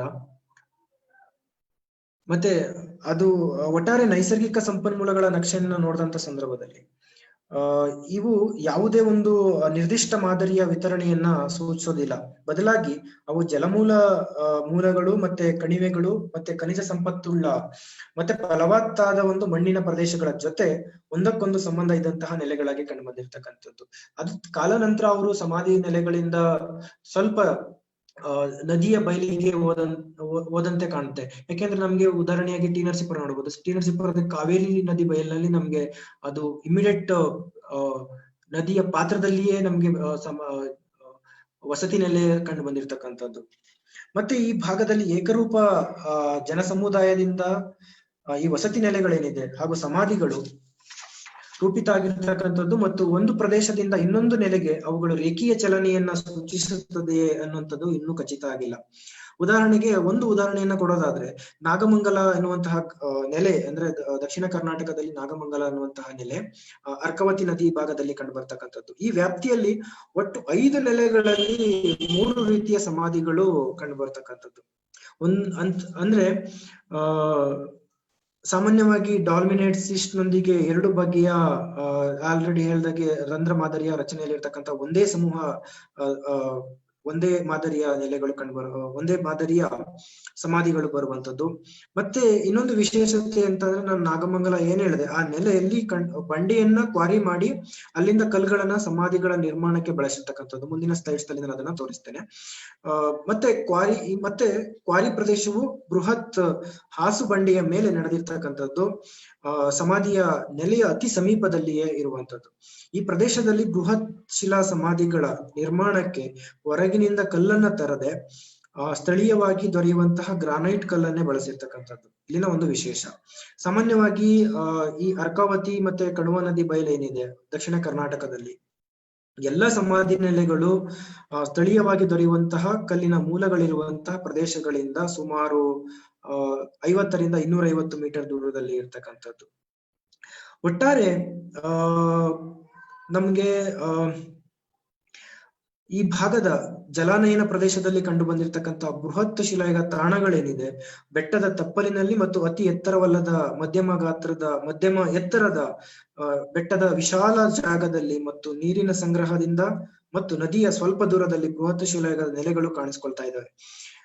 ಹೆಚ್ಚು ಗೋಚರಿಸುತ್ತಿರುವ ಸಮಾಧಿಗಳು ಸೇರಿದಂತೆ ಅಂದ್ರೆ ಹೈಲಿ ಡೆನ್ಸಿಟಿ ಎಲ್ಲಿರುತ್ತೋ ಅಲ್ಲಿ ವಸತಿ ನೆಲೆಗಳ ಒಂದು ಪ್ರಾದೇಶಿಕ ವಿತರಣೆ ಮತ್ತು ಅದರ ಆರ್ಥಿಕ ಸಾಂಸ್ಕೃತಿಕ ಅವಶೇಷಗಳು ಮತ್ತು ಸಾಂಕೇತಿಕ ಪರಿಣಾಮದೊಂದಿಗೆ ಸಾಂಸ್ಕೃತಿಕ ಭೂದೃಶ್ಯವು ದೀರ್ಘಕಾಲವಾಗಿ ನಿರ್ಮಾಣ ಆಗಿತ್ತು ಅಂತೇಳಿ. ಹೆಚ್ಚಂದ್ರೆ ಅಂದ್ರೆ ಸ್ಮಾಲ್ ಮಾಡಿಫಿಕೇಶನ್ ಅಂತೇಳಿ ಸಣ್ಣ ಪ್ರಮಾಣದ ಭೂದೃಶ್ಯಗಳನ್ನ ಮಾರ್ಪಡಿಸುವ ಮೂಲಕ ಒಂದೇ ಸ್ಥಳದಲ್ಲಿ ಅವರು ದೀರ್ಘಕಾಲ ನೆಲೆಸ್ತಾ ಇದ್ರು ಅನ್ನುವಂಥದ್ದನ್ನ ಸೂಚಿಸುತ್ತೆ. ಇನ್ನು ಆಲ್ರೆಡಿ ನಾನು ಅರ್ಜುನ್ ಅವರ ಉದಾಹರಣೆ ಕೊಟ್ಟೆ. ಅವರ ಸಂಶೋಧನೆಯಲ್ಲಿ ಅವರು ಹೆಚ್ಚು ಕಾಲ ದೀರ್ಘಕಾಲದ ವಸತಿ ನೆಲೆಗಳನ್ನ ಅಲ್ಲಿ ನಾವು ನೋಡ್ಲಿಕ್ಕೆ ಬರೋದಿಲ್ಲ. ಅಂತಂದ್ರೆ ಅವರ ಉತ್ಪನ್ನಗಳಿಗೆ ಆಧಾರವಾಗಿ ಮತ್ತೆ ಅವರ ಚಟುವಟಿಕೆಗಳ ಆಧಾರದ ಮೇಲೆ ಅವರು ನೆಲೆಯಿಂದ ನೆಲೆಗೆ ಅಥವಾ ಪ್ರದೇಶದಿಂದ ಪ್ರದೇಶಕ್ಕೆ ಬದಲಾಗ್ತಾ ಇದ್ರು ಅನ್ನುವಂತಹ ವರದಿಯನ್ನ ಅವರು ಕೊಡ್ತಾ ಹೋಗ್ತಾರೆ. ಮತ್ತೆ ಒಟ್ಟಾರೆಯಾಗಿ ನಾವು ಸಮಾಧಿ ನೆಲೆಗಳಲ್ಲಿ ಕಂಡು ಬಂದಿರತಕ್ಕಂತ ಒಟ್ಟಾರೆ ಸಮಾಧಿಗಳ ಸಂಖ್ಯಾಧಾರದ ಮೇಲೆ ಒಂದೇ ನೆಲೆಯಲ್ಲಿ ದೀರ್ಘಕಾಲದ ಒಂದು ಸಾಂಸ್ಕೃತಿಕ ವಿಕಾಸ ನಡೆದಿತ್ತು ಅನ್ನುವಂಥದ್ದ ಅಲ್ಲಿ ಸಿಕ್ಕಿರ್ತಕ್ಕಂಥ ಸಾಂಸ್ಕೃತಿಕ ಅವಶೇಷಗಳ ಆಧಾರದ ಮೇಲೆ ಊಹಿಸಬಹುದು. ಮತ್ತೆ ವಿವಿಧ ಮಾದರಿಗಳು ಕಂಡು ಬಂದಿರೋದ್ರಿಂದ ಒಂದೇ ಸಮುದಾಯದ ಅಥವಾ ಒಂದೇ ಗುಂಪಿಗೆ ಸೇರದವುಗಳಾಗಿರದೆ ಬೇರೆ ಬೇರೆ ಗುಂಪುಗಳಿಂದ ನಿರ್ಮಿಸಲ್ಪಟ್ಟಂತಹ ಸಮಾಧಿಗಳು ಅಂತೇಳಿ ಅವು ಸೂಚಿಸ್ತವೆ. ಉದಾಹರಣೆಗೆ ನಮ್ಗೆ ನಾನು ಎಲ್ಲ ನೆಲೆಗಳನ್ನ ಉದಾಹರಣೆಗೆ ಕೊಟ್ಟೆ. ಆ ನೆಲೆಗಳಲ್ಲಿ ಸಿಕ್ಕಿರ್ತಕ್ಕಂಥ ಕಬ್ಬಿಣದ ಅವಶೇಷಗಳು ಅಂದರೆ ಬನಹಳ್ಳಿ, ಟಿ ನರಸೀಪುರ, ಹೆಗ್ಗಡೆಹಳ್ಳಿ, ಕೊಪ್ಪ, ಈ ನೆಲೆಗಳಲ್ಲಿ ಅವುಗಳ ಅವಶೇಷಗಳನ್ನ ನಾವು ಸೂಕ್ಷ್ಮವಾಗಿ ಅಧ್ಯಯನ ಮಾಡಿದಾಗ ಪ್ರಾದೇಶಿಕ ವಸತಿ ಅಂದ್ರೆ ರೀಜನಲ್ ಡಿಸ್ಟ್ರಿಬ್ಯೂಷನ್ ಪ್ಯಾಟರ್ನ್, ಇದರ ರೀಜನಲ್ ಸೆಟಲ್ಮೆಂಟ್ ಪ್ಯಾಟರ್ನ್ ಅಂತಕ್ಕಂಥದ್ದು, ಅವುಗಳು ವಿತರಣೆಗೊಂಡಿರ್ತಕ್ಕಂಥ ಡಿಸ್ಟ್ರಿಬ್ಯೂಷನ್ ಆಗಿರ್ತಕ್ಕಂಥ ಒಂದು ವಿಸ್ತೀರ್ಣದ ಆಧಾರದ ಮೇಲೆ ಕಡಿಮೆ ಭೂಭಾಗದಲ್ಲಿ ನಿಕಟವಾದ ಮನೆ ಅಥವಾ ಕುಗ್ರಾಮಗಳನ್ನ ಒಳಗೊಂಡಂತಹ ಗುಂಪುಗಳು ದೀರ್ಘಕಾಲ ವಾಸವಾಗಿದ್ದು ಅಂತ ಹೇಳಿ ತೋರಿಸ್ತಾ ಹೋಗ್ತಕ್ಕಂಥದ್ದು. ಅಂದ್ರೆ ಕರ್ನಾಟಕದಲ್ಲಿ ನಮ್ಗೆ ಇದುವರೆಗೆ ಸಿಕ್ಕಂತಹ ಬೃಹತ್ ಶಿಲಾಯುಗದ ನೆಲೆಗಳಲ್ಲಿ ಒಂದು ದೊಡ್ಡ ಪಟ್ಟಣ ಅಥವಾ ದೊಡ್ಡ ಹಳ್ಳಿಗಳನ್ನ ಒಳಗೊಂಡಂತ ಯಾವುದೇ ಪುರಾವೆಗಳು ನಮ್ಗೆ ಸಿಕ್ಕಿಲ್ಲ. ಮತ್ತೆ ಯಾವುದೇ ರೀತಿಯ ಇಟ್ಟಿಗೆ ಕಟ್ಟಡಗಳಾಗ್ಲಿ ಕಂಡು ಬಂದಿಲ್ಲ. ಸಾಮಾನ್ಯವಾಗಿ ಎಲ್ಲವೂ ಕೂಡ ಸಣ್ಣ ವಸತಿ ನೆಲೆಗಳು. ಉದಾಹರಣೆಗೆ ಬನಹಳ್ಳಿ, ಟಿ ನರಸೀಪುರ, ಚಂದ್ರವಳ್ಳಿ, ಬ್ರಹ್ಮಗಿರಿ, ಕಡೆಬಾಗಿಲು, ಈ ತರದ ಅನೇಕ ನೆಲೆಗಳು ದೊಡ್ಡ ಪ್ರಮಾಣದಲ್ಲಿ ಸಿಕ್ಕಿದ್ರು ಕೂಡ ನಮ್ಗೆ ಯಾವುದೇ ರೀತಿಯಾದಂತಹ ನಗರ ಲಕ್ಷಣಗಳನ್ನ ಹೊಂದಿಲ್ಲದೆ ಇರ್ತಕ್ಕಂಥದ್ದು. ಆದ್ರೆ ಪ್ರಮುಖವಾಗಿ ಸತ್ತವರನ್ನ ಸಮಾಧಿ ಮಾಡ್ಲಿಕ್ಕೆ ಒಂದು ಪ್ರಭಾವಶಾಲಿ ಬೃಹತ್ ವೈಶಿಷ್ಟ್ಯಗಳನ್ನ ನಿರ್ಮಿಸುವ ಮತ್ತು ಸಣ್ಣ ಪ್ರಮಾಣದ ರೈತ ಸಮುದಾಯಗಳು ಸಂಪನ್ಮೂಲಗಳ ಜೊತೆಗೆ ಸಾಮಾಜಿಕ ಮತ್ತು ಸಾಂಸ್ಕೃತಿಕ ಕಾರ್ಯವಿಧಾನಗಳಲ್ಲಿ ಒಂದು ನಿರ್ಣಾಯಕವನ್ನ ಪಾತ್ರವನ್ನ ಅವು ರೂಪಿಸಿವೆ ಅಂತ ಹೇಳಿ ಊಹಿಸಬಹುದು. ಮತ್ತೆ ಈ ಸಂದರ್ಭದಲ್ಲಿ ಅವಿಭಾಜ್ಯ ಕೃಷಿ ಭೂಮಿ ಮತ್ತು ನೀರಿಗಾಗಿ ನದಿ ಮತ್ತು ಜಲಚರ ಸಂಪನ್ಮೂಲಗಳು ಮತ್ತು ಕಬ್ಬಿಣದ ಉತ್ಪಾದನೆಗೆ ಈ ಉನ್ನತ ದರ್ಜೆಯ ಕಬ್ಬಿಣದ ಅದಿರು ಇವೆಲ್ಲವೂ ಕೂಡ ಒಂದು ನಿರ್ಣಾಯಕ ಪಾತ್ರ ವಹಿಸಿತ್ತು ಅಂತ ಹೇಳಿ. ಕಬ್ಬಿಣವನ್ನ ಕೃಷಿ ಉಪಕರಣಗಳನ್ನ ತಯಾರಿಸಲಿಕ್ಕೆ ಹಾಗೂ ಬೇಟೆಗಾರರ ಮತ್ತು ಯುದ್ಧೋಪಕರಣಗಳನ್ನ ತಯಾರಿಸಲಿಕ್ಕೆ ಬಳಸಲಾಗ್ತಾ ಇತ್ತು.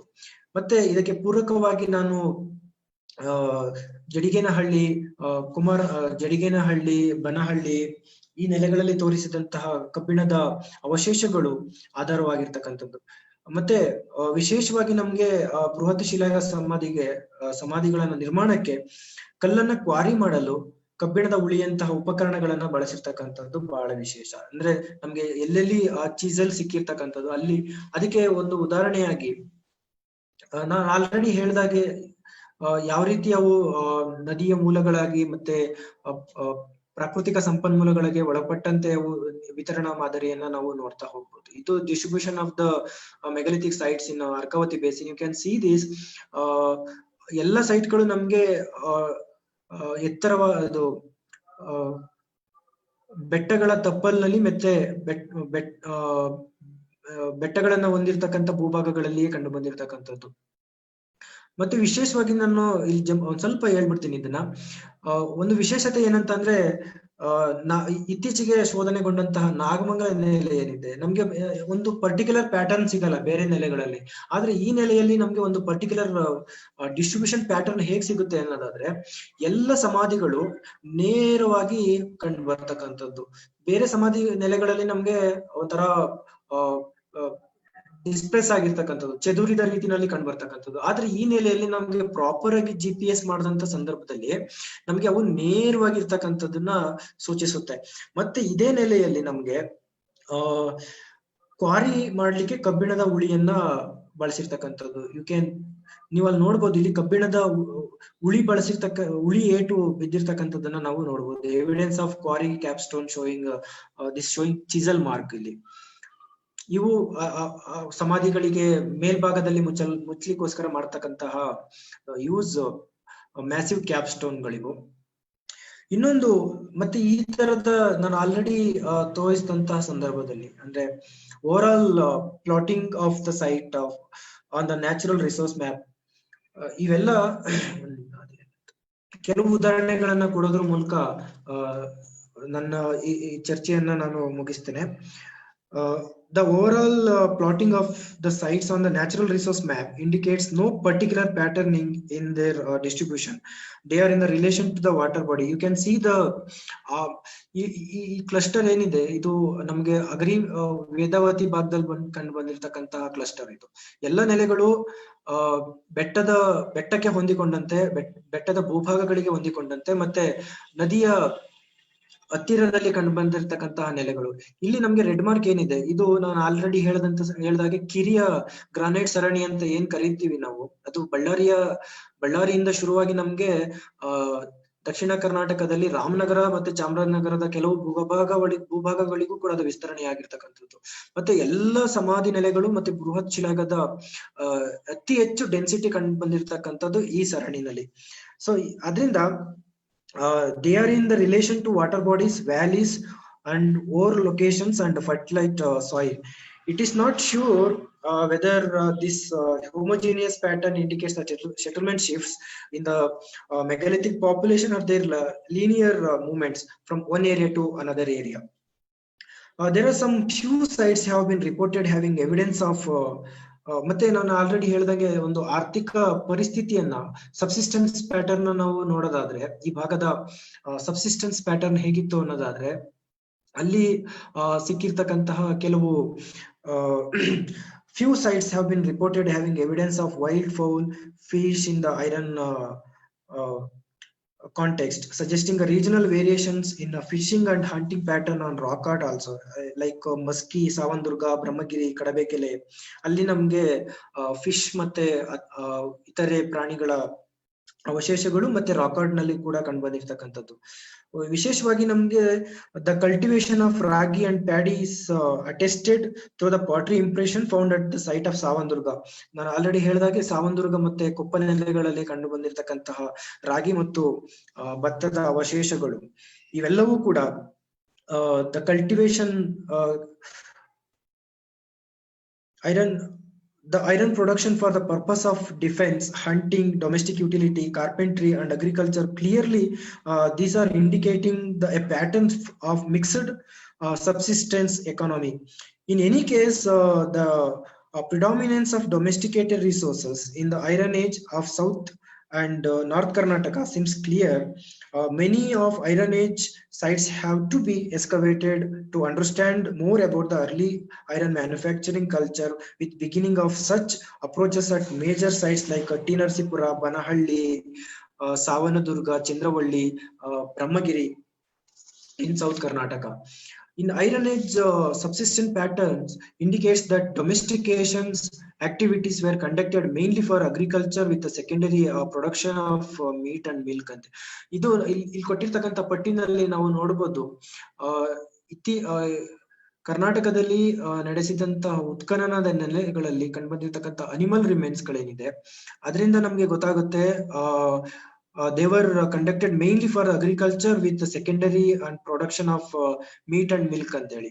ಮತ್ತೆ ಅದ್ರ ಜೊತೆಗೆ ಇನ್ ದ ಪ್ರೆಸೆಂಟ್ ಇನ್ವೆಸ್ಟಿಗೇಷನ್ ನನ್ನ ಇತ್ತೀಚಿನ ಸಂಶೋಧನೆಯಲ್ಲಿ ಕಂಡುಬಂದಿರ್ತಕ್ಕಂಥ ಒಂದು ಪ್ರಮುಖ ಅಂಶ ಅವರ ಆರ್ಥಿಕ ಮತ್ತೆ ಸಾಮಾಜಿಕ ವ್ಯವಸ್ಥೆಯನ್ನ ನಾವು ಅರ್ಥ ಮಾಡ್ಕೊಳ್ಳೋದಾದ್ರೆ ದಟ್ ಅರ್ಕಾವತಿ ಬೇಸಿನಲ್ಲಿ ನಮ್ಗೆ ಸಿಗುವಂತಹ ರಾಕ್ ಆರ್ಟ್ ಏನಿದೆ along with agriculture and iron production the megalithic society was dependent on fishing and small hunting ಅಂತೇಳಿ. ಅದಕ್ಕೆ ನಮ್ಗೆ ಉದಾಹರಣೆಯಾಗಿ ಈ ನೆಲೆ ಯಾವುದು ಬಂಟರಗುಪ್ಪೆ ಸ್ಟೇಟ್ ಫಾರೆಸ್ಟ್ ಅಂತ ಹೇಳಿ, ಆ ನೆಲೆಯಲ್ಲಿ ನಮ್ಗೆ the megalithic society was dependent on fishing. ಅದಕ್ಕೆ ಉದಾಹರಣೆಯಾಗಿ ನನ್ಗೆ ಮೀನಿನ ಒಂದು ಕ್ಯಾಟ್ ಫಿಶ್ ಅಂತ ಏನ್ ಕರಿತೀವಿ ಅದು ರಾಕ್ ಆರ್ಟ್ ನಲ್ಲಿ ಕಂಡು ಬಂದಿರತಕ್ಕಂಥದ್ದು. ಈ ರಾಕ್ ಶೆಟಲ್ ಕೆಳಗಡೆ ನಮ್ಗೆ ಬೃಹತ್ ಶಿಲಾಯುಗದ ಕಾಲಕ್ಕೆ ಸಂಬಂಧಪಟ್ಟಂತ black and red ware and red slip ware ಕಂಡು ಬಂದಿರೋದ್ರಿಂದ ಈ ಕಾಲ ಮತ್ತೆ ಈ ನೆಲೆ ಬಂಟರಗುಪ್ಪೆ ಸ್ಟೇಟ್ ಫಾರೆಸ್ಟ್ ಏನಿದೆ ಇದೊಂದು ಕ್ಲಸ್ಟರ್. ಈ ಕ್ಲಸ್ಟರ್ ನಲ್ಲಿ ನಮ್ಗೆ ವಿತಿನ್ 5 ಕಿಲೋಮೀಟರ್ ಒಳಗಡೆ ನಮ್ಗೆ ಸಾಕಷ್ಟು ಸಮಾಧಿಗಳು ಮತ್ತೆ ವಸತಿ ನೆಲೆಗಳು ಅದಕ್ಕೆ ಸಂಬಂಧಪಟ್ಟಂತಹ ಅನೇಕ ಕುರುಹುಗಳು ಈ ನೆಲೆಯಲ್ಲಿ ಕಂಡು ಬಂದಿರ್ತಕ್ಕಂಥದ್ದು. ಮತ್ತೆ ಈ ನೆಲೆಯ ಒಂದು ವೆರಿ ಇಂಪಾರ್ಟೆಂಟ್ ಏನಪ್ಪಾ ಅಂತ ಅಂದ್ರೆ the megalithic society was dependent on fishing and small hunting and of wild birds as important economic activities. This research ಏನ್ ಹೇಳುತ್ತೆ ಅಂತ ಅಂದ್ರೆ iron age complex would provide more clarity as to how megalithic society dependent on wild spices in this region ಅಂತ. ಮತ್ತೆ this area is surrounded by the undulating lands, small non-perennial stream flows, natural pool and man made water springs. ಈ ಭಾಗದಲ್ಲಿ ಈ ತರದ ಕುರುಹುಗಳು ಇಲ್ಲಿ ಸಿಕ್ಕಿರ್ತಕ್ಕಂಥದ್ದು. ಮತ್ತೆ Arkavathi river ದಕ್ಷಿಣ ಕರ್ನಾಟಕದ ಪ್ರಮುಖ ರಿವರ್ ಏನಿದೆ ಅದರ ಭಾಗದಲ್ಲಿ ಕಂಡುಬರ್ತಕ್ಕಂತಹ ಟ್ಯಾಂಕ್ಸ್ ಅಂದ್ರೆ ಕೆರೆಗಳು ಈ ಭಾಗದಲ್ಲಿ ಬೃಹತ್ ಶಿಲಾಯುಗ ಸಂಸ್ಕೃತಿಯ ಜನರಿಗೆ ಪೂರಕವಾದಂತಹ ಸಂಪನ್ಮೂಲಗಳನ್ನ ಒದಗಿಸ್ತಾ ಇದ್ದು ಅಂತ ಹೇಳಿ. With evidence of ecological resource and geological modifications naturally and man-made in semi-arid regions during Neolithic and Iron Age, along with greater population exploiting newly developed semi-arid resource, came to greater levels with the behaviors of rock art production and increased iron tool production through light to understand the social behaviors of earliest cultures occupying this landscape, which probably indicates the past smelting activities. ಅಂದ್ರೆ ಈ ಭಾಗದಲ್ಲಿ ನಮ್ಗೆ ಎಲ್ಲೆಲ್ಲಿ iron smelting evidence ಗಳು ಸಿಕ್ಕಿದೆ, ಸಾವಂದುರ್ಗದಲ್ಲಿ ಸಿಕ್ಕಿದೆ.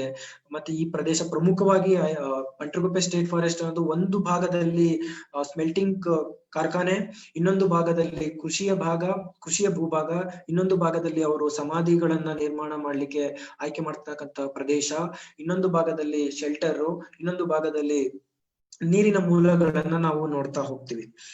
So ಇವೆಲ್ಲದಿಂದ ನಮ್ಗೆ ಅರ್ಥ ಆಗೋದು ಏನಂತಂದ್ರೆ ಅವರ social behaviours of earliest culture occupying this landscape with probably indicates the past smelting activities and also hunting foraging activities in this area.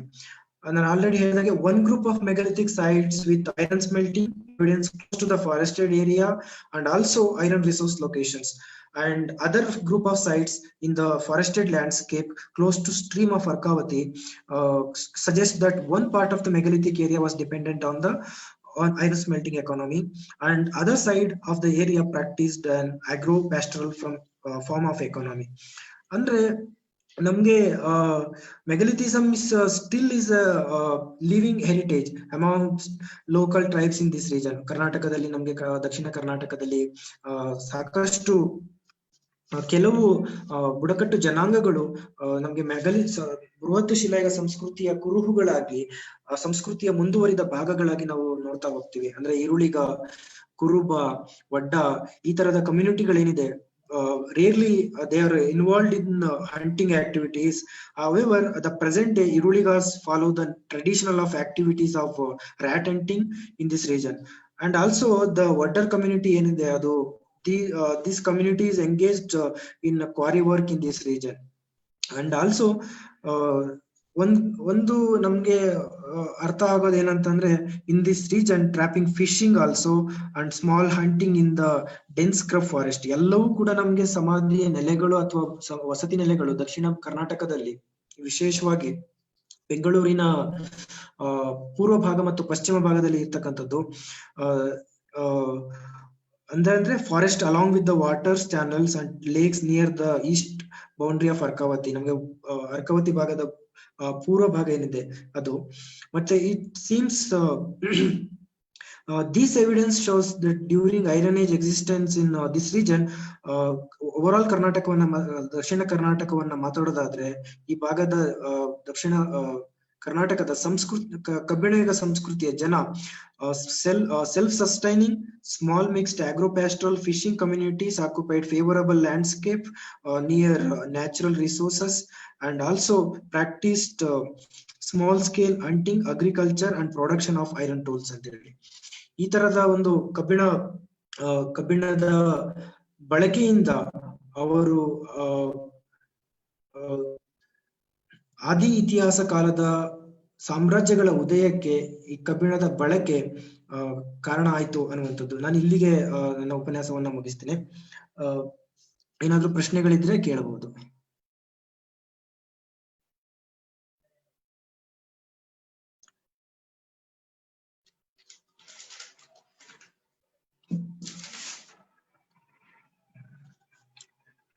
Thank you very much. ಧನ್ಯವಾದಗಳು ಪ್ರವೀಣ್. ಕೆಲವೊಂದು ಪ್ರಶ್ನೆಗಳು ಇದಾವೆ. ಯುವರಾಜ್ ಅಂತಕ್ಕಂಥವ್ರು ಒಂದು ಪ್ರಶ್ನೆಯನ್ನ ಕೇಳ್ತಾರೆ. ಅದು ಪ್ರಶ್ನೆ ಅಲ್ಲ, ಒಂದು ಸಂದೇಹ. ಮನಗಂಡನಹಳ್ಳಿ ಮತ್ತು ಜಡಗೇನಹಳ್ಳಿ ನೆಲೆಗಳಿಗೆ ನೀವೇನಾದ್ರೂ ಭೇಟಿ ಕೊಟ್ಟಿದ್ದೀರಾ ಅಂತಕ್ಕಂಥ ಪ್ರಶ್ನೆಯನ್ನ ಅವ್ರು ಕೇಳಿದ್ದಾರೆ. ಹೌದು ಸರ್. ಓಕೆ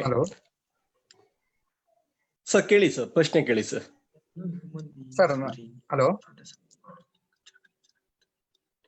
ಮಾತಾಡಿ. ಯಾರು ಮಾತಾಡ್ತಿರೋದು? ತಮ್ಮ ಹೆಸರು? ಯುವರಾಜ್ ಅಂತ ಮಾತಾಡ್ತಾ ಇರೋದು.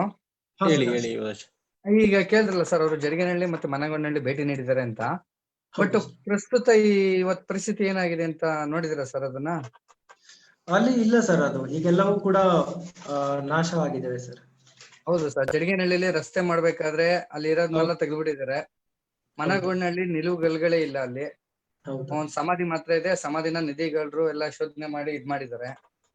ಅದಕ್ಕೆ ನನ್ನ ಏನು ಅಂದ್ರೆ ಒಂದ್ ಅನುಮಾನ ಇರೋದು, ಈಗ ಈ ತರ ಶೋಧನೆಗಳೆಲ್ಲ ಆಗುತ್ತೆ, ಅಲ್ಲಿ ಉತ್ಖನಗಳೆಲ್ಲ ಮಾಡ್ತಾರೆ.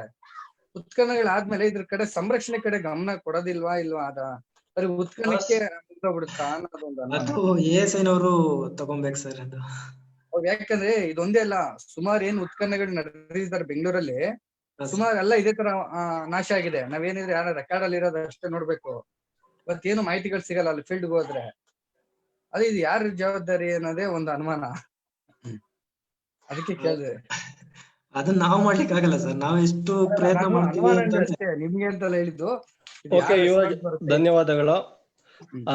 ವಿಜಯ್ ತಂಬಂಡ ಸರ್ ಒಂದು ಪ್ರಶ್ನೆಯನ್ನ ಕೇಳಿದ್ರೆ, may I know human beings were interrelated in the sites of south Karnataka.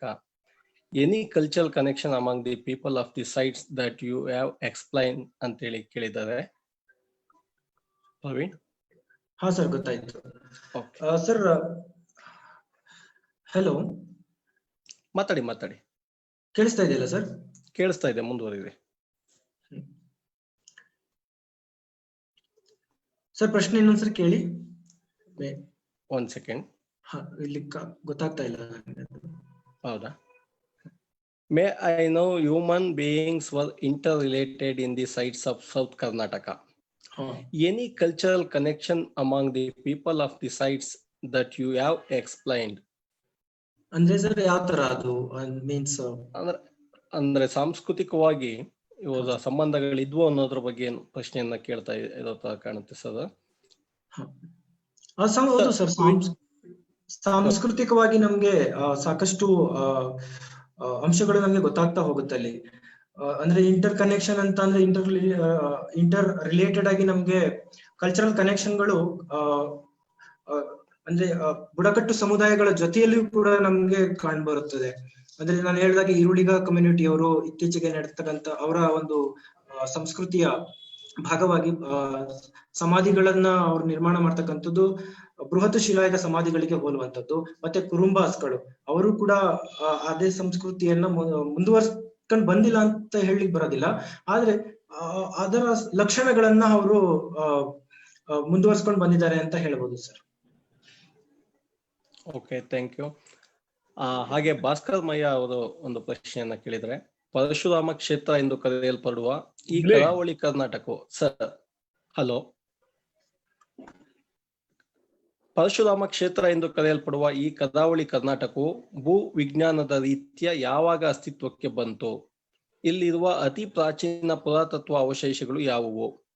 ಕರಾವಳಿ ಕರ್ನಾಟಕದಲ್ಲಿ ಎಲ್ಲೆಲ್ಲಾ ಮಹತ್ವದ ಉತ್ಖನನಗಳು ನಡೆದಿವೆ ಅಂತಕ್ಕಂಥ ಪ್ರಶ್ನೆಯನ್ನ ಕೇಳ್ತಾ ಇದ್ದಾರೆ.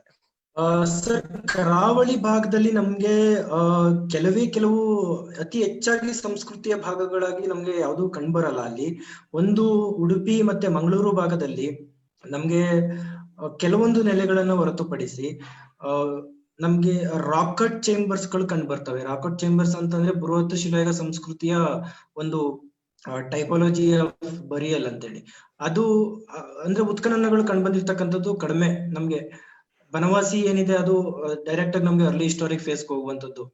ಈ ತರದ ನೆಲೆಗಳಲ್ಲಿ ಭಾಗದಲ್ಲಿ ಕಂಡು ಬಂದಿದೆ. ಪರಶುರಾಮ ಕ್ಷೇತ್ರ ಹಲೋ ಹೇಳಿ. ಹಾ ಸರ್, ಆ ತರದ ನೆಲೆಗಳು ಕಂಡು ಬಂದಿದೆ.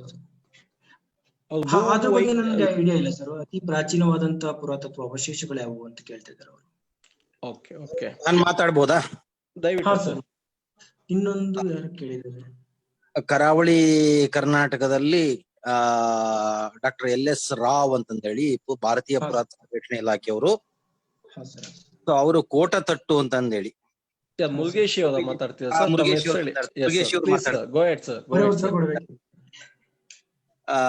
ಉಡುಪಿ ಜಿಲ್ಲೆಯ ಕೋಟತಟ್ಟು ಅನ್ನುವಂತ ಒಂದು ಸ್ಥಳದಲ್ಲಿ ಒಂದು ಸಣ್ಣ ಪ್ರಮಾಣದ ಉತ್ಖನನವನ್ನು ಮಾಡಿದ್ದಾರೆ. ಹಾಗೆ ದಕ್ಷಿಣ ಕನ್ನಡ ಜಿಲ್ಲೆಯ ಬಡಗ ಕಜಕಾರು ಅಂತ ಹೇಳ್ತಕ್ಕಂತ ಒಂದು ಸಮಾಧಿ ನೆಲೆಯಲ್ಲಿ ಅವರು ಉತ್ಖನನವನ್ನ ಮಾಡಿದ್ದಾರೆ.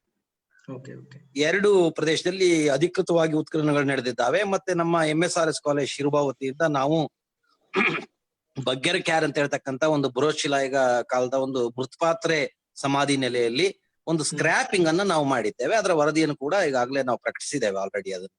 ಆಯ್ತಾ, ಇವಿಷ್ಟು ಸ್ಥಳಗಳು ಉತ್ಖನನಕ್ಕೆ ಸಂಬಂಧಪಟ್ಟಂತ ಸ್ಥಳಗಳಿವೆ. ಆಯ್ತಾ, ಮತ್ತು ಕರಾವಳಿ ಕರ್ನಾಟಕದಲ್ಲಿ ಬಹಳ ವಿಶೇಷವಾಗಿ ನಾವು ಕೇರಳದಲ್ಲಿ ಏನ್ ನೋಡ್ತೇವೆ, ಗುಹಾ ಸಮಾಧಿಗಳು ಅಂತಂದೇಳಿ ರಾಕೆಟ್ ಕೇವ್ ಚೇಂಬರ್ಸ್ ಅಂತೇಳಿ ಅದನ್ನ ಕರಿತೇವೆ, ರಾಕೆಟ್ ಕೇವ್ಸ್ ಅಂತ ಕರಿತೇವೆ. ಅವುಗಳು ನೂರಾರು ಸಂಖ್ಯೆಯಲ್ಲಿ ಈ ಕರಾವಳಿ ಭಾಗದಲ್ಲಿ ಉಡುಪಿ ಮತ್ತೆ ದಕ್ಷಿಣ ಕನ್ನಡ ಜಿಲ್ಲೆಯಲ್ಲಿ ಕಂಡು ಬರ್ತದೆ. ಹಾಗೆ ಡಾಲ್ಮೆನ್ಸ್ಗಳು ಬಹಳಷ್ಟು ಪ್ರಮಾಣದಲ್ಲಿ ಸಿಕ್ಕಿದಾವೆ. ಮತ್ತೆ ನಿಲ್ಸ್ಕಲ್ ಅಂದ್ರೆ ಮೆನ್ಹಿರ್ಸ್ಗಳು ಕೂಡ ಈಗಾಗಲೇ ನಾವು ಸಾಕಷ್ಟು ಪ್ರಮಾಣದಲ್ಲಿ ಅವುಗಳನ್ನ ಸಂಶೋಧನೆ ಮಾಡಿ ಪ್ರಕಟಣೆಯನ್ನ ಮಾಡಿದ್ದೇವೆ. ಅಂದ್ರೆ ಕರ್ನಾಟಕಕ್ಕೆ ಹೋಲಿಸಿದ್ರೆ ಇಲ್ಲಿ ಬಹುತೇಕ ಕರ್ನಾಟಕದಲ್ಲಿ ಏನು ಸಮಾಧಿ ಮಾದರಿಗಳು ಸಾಮಾನ್ಯ ಕಂಡು ಬರ್ತದೆ, ಅವೇ ಸಮಾಧಿ ಮಾದರಿಗಳು ಇಲ್ಲಿ ಹೆಚ್ಚಾಗಿ ಕಂಡು ಬರ್ತದೆ. ಆಯ್ತಾ, ಮತ್ತೆ ಹೆಗಡೆಹಳ್ಳಿ ಅಂದ್ರೆ ಕೊಡಗು ಮತ್ತೆ ಈ ಕರಾವಳಿ ಕರ್ನಾಟಕದ ಈ ನಿವೇಶನಗಳಿಗೆ ಬಹಳ ಸಮೀಪದ ಒಂದು ಹೋಲಿಕೆಗಳು ಇರುವುದನ್ನ ನಾವು ಗಮನಿಸಿದ್ದೇವೆ. ಆಯ್ತಾ, ಸರಿ ಸರ್. ನಾನ್ ಮಾತಾಡ್ಬೋದಾ? ಮಾತಾಡಿ ಸರ್. ನಾನು ನಿಮ್ಗೆ ಪ್ರಶ್ನೆ ಹಾಕಿದ್ದೇನು ಅಂತ ಹೇಳಿದ್ರೆ, ಈಗ ಬೇರೆ ಬೇರೆ ಸೈಟ್ಗಳು ನಮ್ಮಲ್ಲಿ ಅವರು ಲೊಕೇಟ್ ಮಾಡಿದ್ದಾರೆ. ಬಹಳ ವೆರಿ ಇಂಟ್ರೆಸ್ಟಿಂಗ್ ಆದಂತ ಇನ್ಫಾರ್ಮೇಶನ್ ಅದು. ಅಂದ್ರೆ ಒಂದು ಸೈಟ್ಗೂ ಇನ್ನೊಂದು ಸೈಟ್ ನಲ್ಲಿ ಇರತಕ್ಕಂತ ಜನರಿಗೆ ಸಂಬಂಧ ಇದೆಯಾ ಅಂತ ಪ್ರಶ್ನೆ. ಅಂದ್ರೆ ನಮ್ಗೆ ಕೆಲವೊಂದು ನಾನು ಅಲ್ಲಿ ಹೇಳಿದಾಗೆ ಮಿಕ್ಸ್ಡ್ ಎಕ್ಸ್ಚೇಂಜ್ ಎಕಾನಮಿ ಅಂತ ಹೇಳಿ ಒಂದು ಸಂಸ್ಕೃತಿ ಅಂತ ಅಂದಾಗ ಬೃಹತ್ ಶಿಲಾಯುಗದ ಸಂಸ್ಕೃತಿನಲ್ಲಿ ನಮ್ಗೆ ಕಂಡು ಬರುವಂತಹ ಗ್ರಾಫಿಟಿ ಮಾರ್ಕ್ಸ್ ಗಳಾಗಿರ್ಬೋದು ಅಥವಾ ಸಿಮಿಲಾರಿಟಿ ಆಫ್ ಮೆಟೀರಿಯಲ್ಸ್ ಗಳಿರ್ಬೋದು, ಇವೆಲ್ಲ ಏನಂತ ಸೂಚಿಸ್ತವೆ ಅಂತಂದ್ರೆ ಒಂದು ಪ್ರದೇಶದಿಂದ ಇನ್ನೊಂದು ಪ್ರದೇಶಕ್ಕೆ ಸಿಮಿಲಾರಿಟಿ ಇತ್ತು ಅನ್ನೋದ್ರ ಜೊತೆಗೆ ಅವರ ಸಿಮಿಲಾರಿಟಿ ಪ್ರಶ್ನೆ ಕೇಳ್ತಾ ಇಲ್ಲ ನಾನು. ಅಂದ್ರೆ ಜನರು ಅಲ್ಲಿನ ಜನರಿಗೂ ಇಲ್ಲಿನ ಜನರು ಹೋಗೋ ಬರೋ ಸಂಬಂಧಗಳಿತ್ತ ಅಂತ. ಹೌದು ಸರ್, ಹೌದು, ಹೋಗು ಬರುವಂತ ಸಂಬಂಧಗಳು ಇತ್ತು. ಯಾಕೆಂತಂದ್ರೆ ನಮ್ಗೆ ಈ ಭಾಗದಲ್ಲಿ ಸಿಗದೆ ಇರ್ತಕ್ಕಂತಹ ವಸ್ತುಗಳನ್ನ ಅವರು ಪರ್ಚೇಸ್ ಮಾಡ್ಕೊಂಡು ಬರ್ತಿದ್ರು. ಅದಕ್ಕೆ ಉದಾಹರಣೆಯಾಗಿ ನಮ್ಗೆ ಲ್ಯಾಪಿಸ್ ಲೋಜಲಿ ಬೀಡ್ಸ್ ಗಳು ಸಿಕ್ಕಿರ್ತಕ್ಕಂಥದ್ದು, ಮತ್ತೆ ಕಾರ್ನೇಲಿಯನ್ ಬೀಡ್ಸ್ ಗಳು ಸಿಕ್ಕಿರ್ತಕ್ಕಂಥದ್ದು. ಇವು ನಮ್ಗೆ locally they are not available. So they must be trading ಆಗಿರ್ತಕ್ಕಂಥದ್ದು. ಇದರಿಂದ ಅವ್ರ ಜನ ಹೋಗಿ ಬರುವಂತಹ ಕನೆಕ್ಷನ್ ಇತ್ತು ಅಂತ ಹೇಳಿ.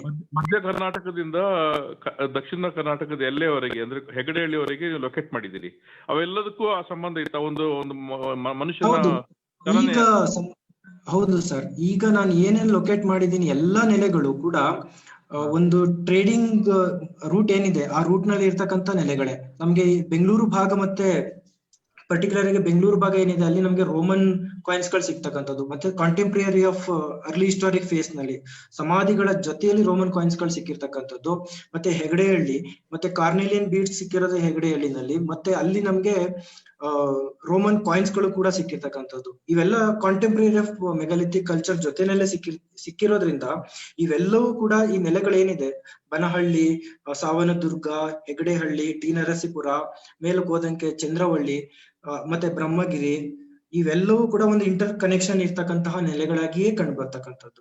ಅದ್ರ ಜೊತೆಗೆ ಈ ಗ್ರಾಫಿಟಿ ಮಾರ್ಕ್ಸ್ ಗಳು ಎಲ್ಲವೂ ಕೂಡ ಎಲ್ಲಾ ನೆಲೆಗಳಿಗೂ ಸಿಮಿಲಾರಿಟಿ ಇರ್ತಕ್ಕಂಥದ್ದು. ಇವೆಲ್ಲ ಏನಂತ ಸೂಚಿಸ್ತವೆ ಅಂದ್ರೆ maybe they were connecting between the site to site ಅಂತ ಹೇಳಿ. ಅವರ ನಡುವೆ ಘರ್ಷಣೆಗಳಾಗಿರೋದ್ರ ಬಗ್ಗೆ ಏನಾದ್ರು ಉಂಟಾ ಮಾಹಿತಿ? ಘರ್ಷಣೆಗಳಾಗಿರೋದಕ್ಕೆ ನಮ್ಗೆ ನೇರವಾಗಿ ಎವಿಡೆನ್ಸ್ ಗಳು ಸಿಗಲ್ಲ, ಆದ್ರೆ ಅವ್ರು ಬಳಸಿದಂತಹ ಕಬ್ಬಿಣದ ಅವಶೇಷಗಳ ಆಧಾರದ ಮೇಲೆ ಮೇ ಬಿ ಸ್ವಾರ್ಡ್, ಜಾವ್ಲಿನ್, ಈ ತರದ ಬರ್ಜಿ, ಕಟಾರಿಗಳಂತವು, ಮತ್ತೆ ಸಾವಂದುರ್ಗದಲ್ಲಿ ಒಂದು ಶೀಲ್ಡ್ ಸಿಕ್ಕಿದೆ ಅಂದ್ರೆ ರಕ್ಷಾ ಕವಚ ಕಬ್ಬಿಣದ್ದು. ಇವೆಲ್ಲ ಏನಂತ ಸೂಚಿಸ್ತವೆ ಅಂತ ಅಂದ್ರೆ ಚೀಫ್ಟಮ್ ಕಮ್ಯುನಿಟಿ ಇತ್ತು ಅಂತೇಳಿ, ನಾಯಕತ್ವ ಗುಣವುಳ್ಳಂತ ಸಮುದಾಯಗಳು ವಾಸ ಮಾಡ್ತಾ ಇದ್ದು ಬುಡಕಟ್ಟು ಜನಾಂಗಗಳು. ಮತ್ತೆ ಆ ಬುಡಕಟ್ಟು ಜನಾಂಗಗಳು ಒಂದು ನೆಲೆಯಿಂದ ಇನ್ನೊಂದು ನೆಲೆಗೆ ಅಂದ್ರೆ ಅವರ ಉತ್ಪಾದನೆ ನೀರಿಗಾಗಿ ಅಥವಾ ವಸ್ತುಗಳಿಗಾಗಿ ಮೇ ಬಿ ನಡೆದಿರ್ತಕ್ಕಂಥ ಸಾಧ್ಯತೆಗಳು ತುಂಬಾ ಇದಾವೆ ಸರ್. ಈಗ ನೀವು ಆಗ್ಲೇ 2 ಕಮ್ಯುನಿಟಿ ಹೆಸರು ಹೇಳಿದ್ರೆ ಅದು ಹೋಲಿಕೆ ಇದೆ ಅಂತ. ಇನ್ನು ಅದಕ್ಕೇನು ಈರುಳ್ಳಿಗ ಅಂತ ಹೇಳೋ ಅದು ಊಹೆಯ ಅಥವಾ ಏನಾದ್ರು DNA? ಆಕ್ಚುಲಿ ಜೆನೆಟಿಕ್ ಆಗಿ ನಮ್ಗೆ ಅದು ತುಂಬಾ ಏನ್ಷಿಯಂಟ್ ಇಂದ ಬಂದಿರ್ತಕ್ಕಂಥದ್ದು. ಮತ್ತೆ ಬೃಹತ್ ಶಿಲಾಯುಗ ಸಂಸ್ಕೃತಿಗೆ ಸಮೀಪವಾಗಿ ಅವರು ಸಮಾಧಿಗಳನ್ನ ನಿರ್ಮಾಣ ಮಾಡ್ತಕ್ಕಂಥದ್ದು.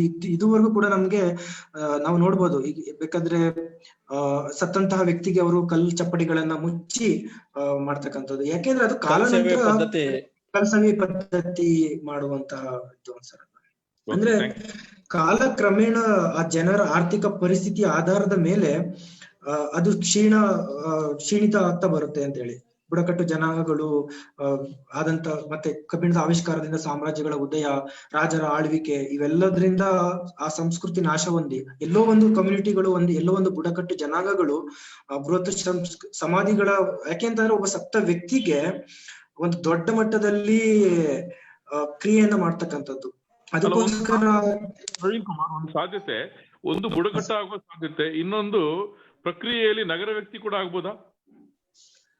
ಪ್ರಕ್ರಿಯೆಯಲ್ಲಿ ನಗರ ವ್ಯಕ್ತಿ ಕೂಡ ಆಗ್ಬೋದು ಸರ್, ನಾಟ್ ಓನ್ಲಿ ಫಾರ್ ಜನಾಂಗಗಳು. ಯಾಕೆಂದ್ರೆ ನಮ್ಗೆ ಸಮಾಧಿಯ ಲಕ್ಷಣಗಳನ್ನ ನೋಡಿದಂತ ಸಂದರ್ಭದಲ್ಲಿ ಅಲ್ಲಿ ದೊಡ್ಡ ಗಾತ್ರದ ಸಮಾಧಿಗಳು ಕೂಡ ಕಂಡು ಬರ್ತವೆ. ಸಮಾಧಿ ಒಂದೇ ನೆಲೆಯಲ್ಲಿ ಬೃಹತ್ ಆಕಾರದ ದೊಡ್ಡ ಮಟ್ಟದಲ್ಲಿ ಕಂಡು ಬರ್ತಕ್ಕಂಥದ್ದು.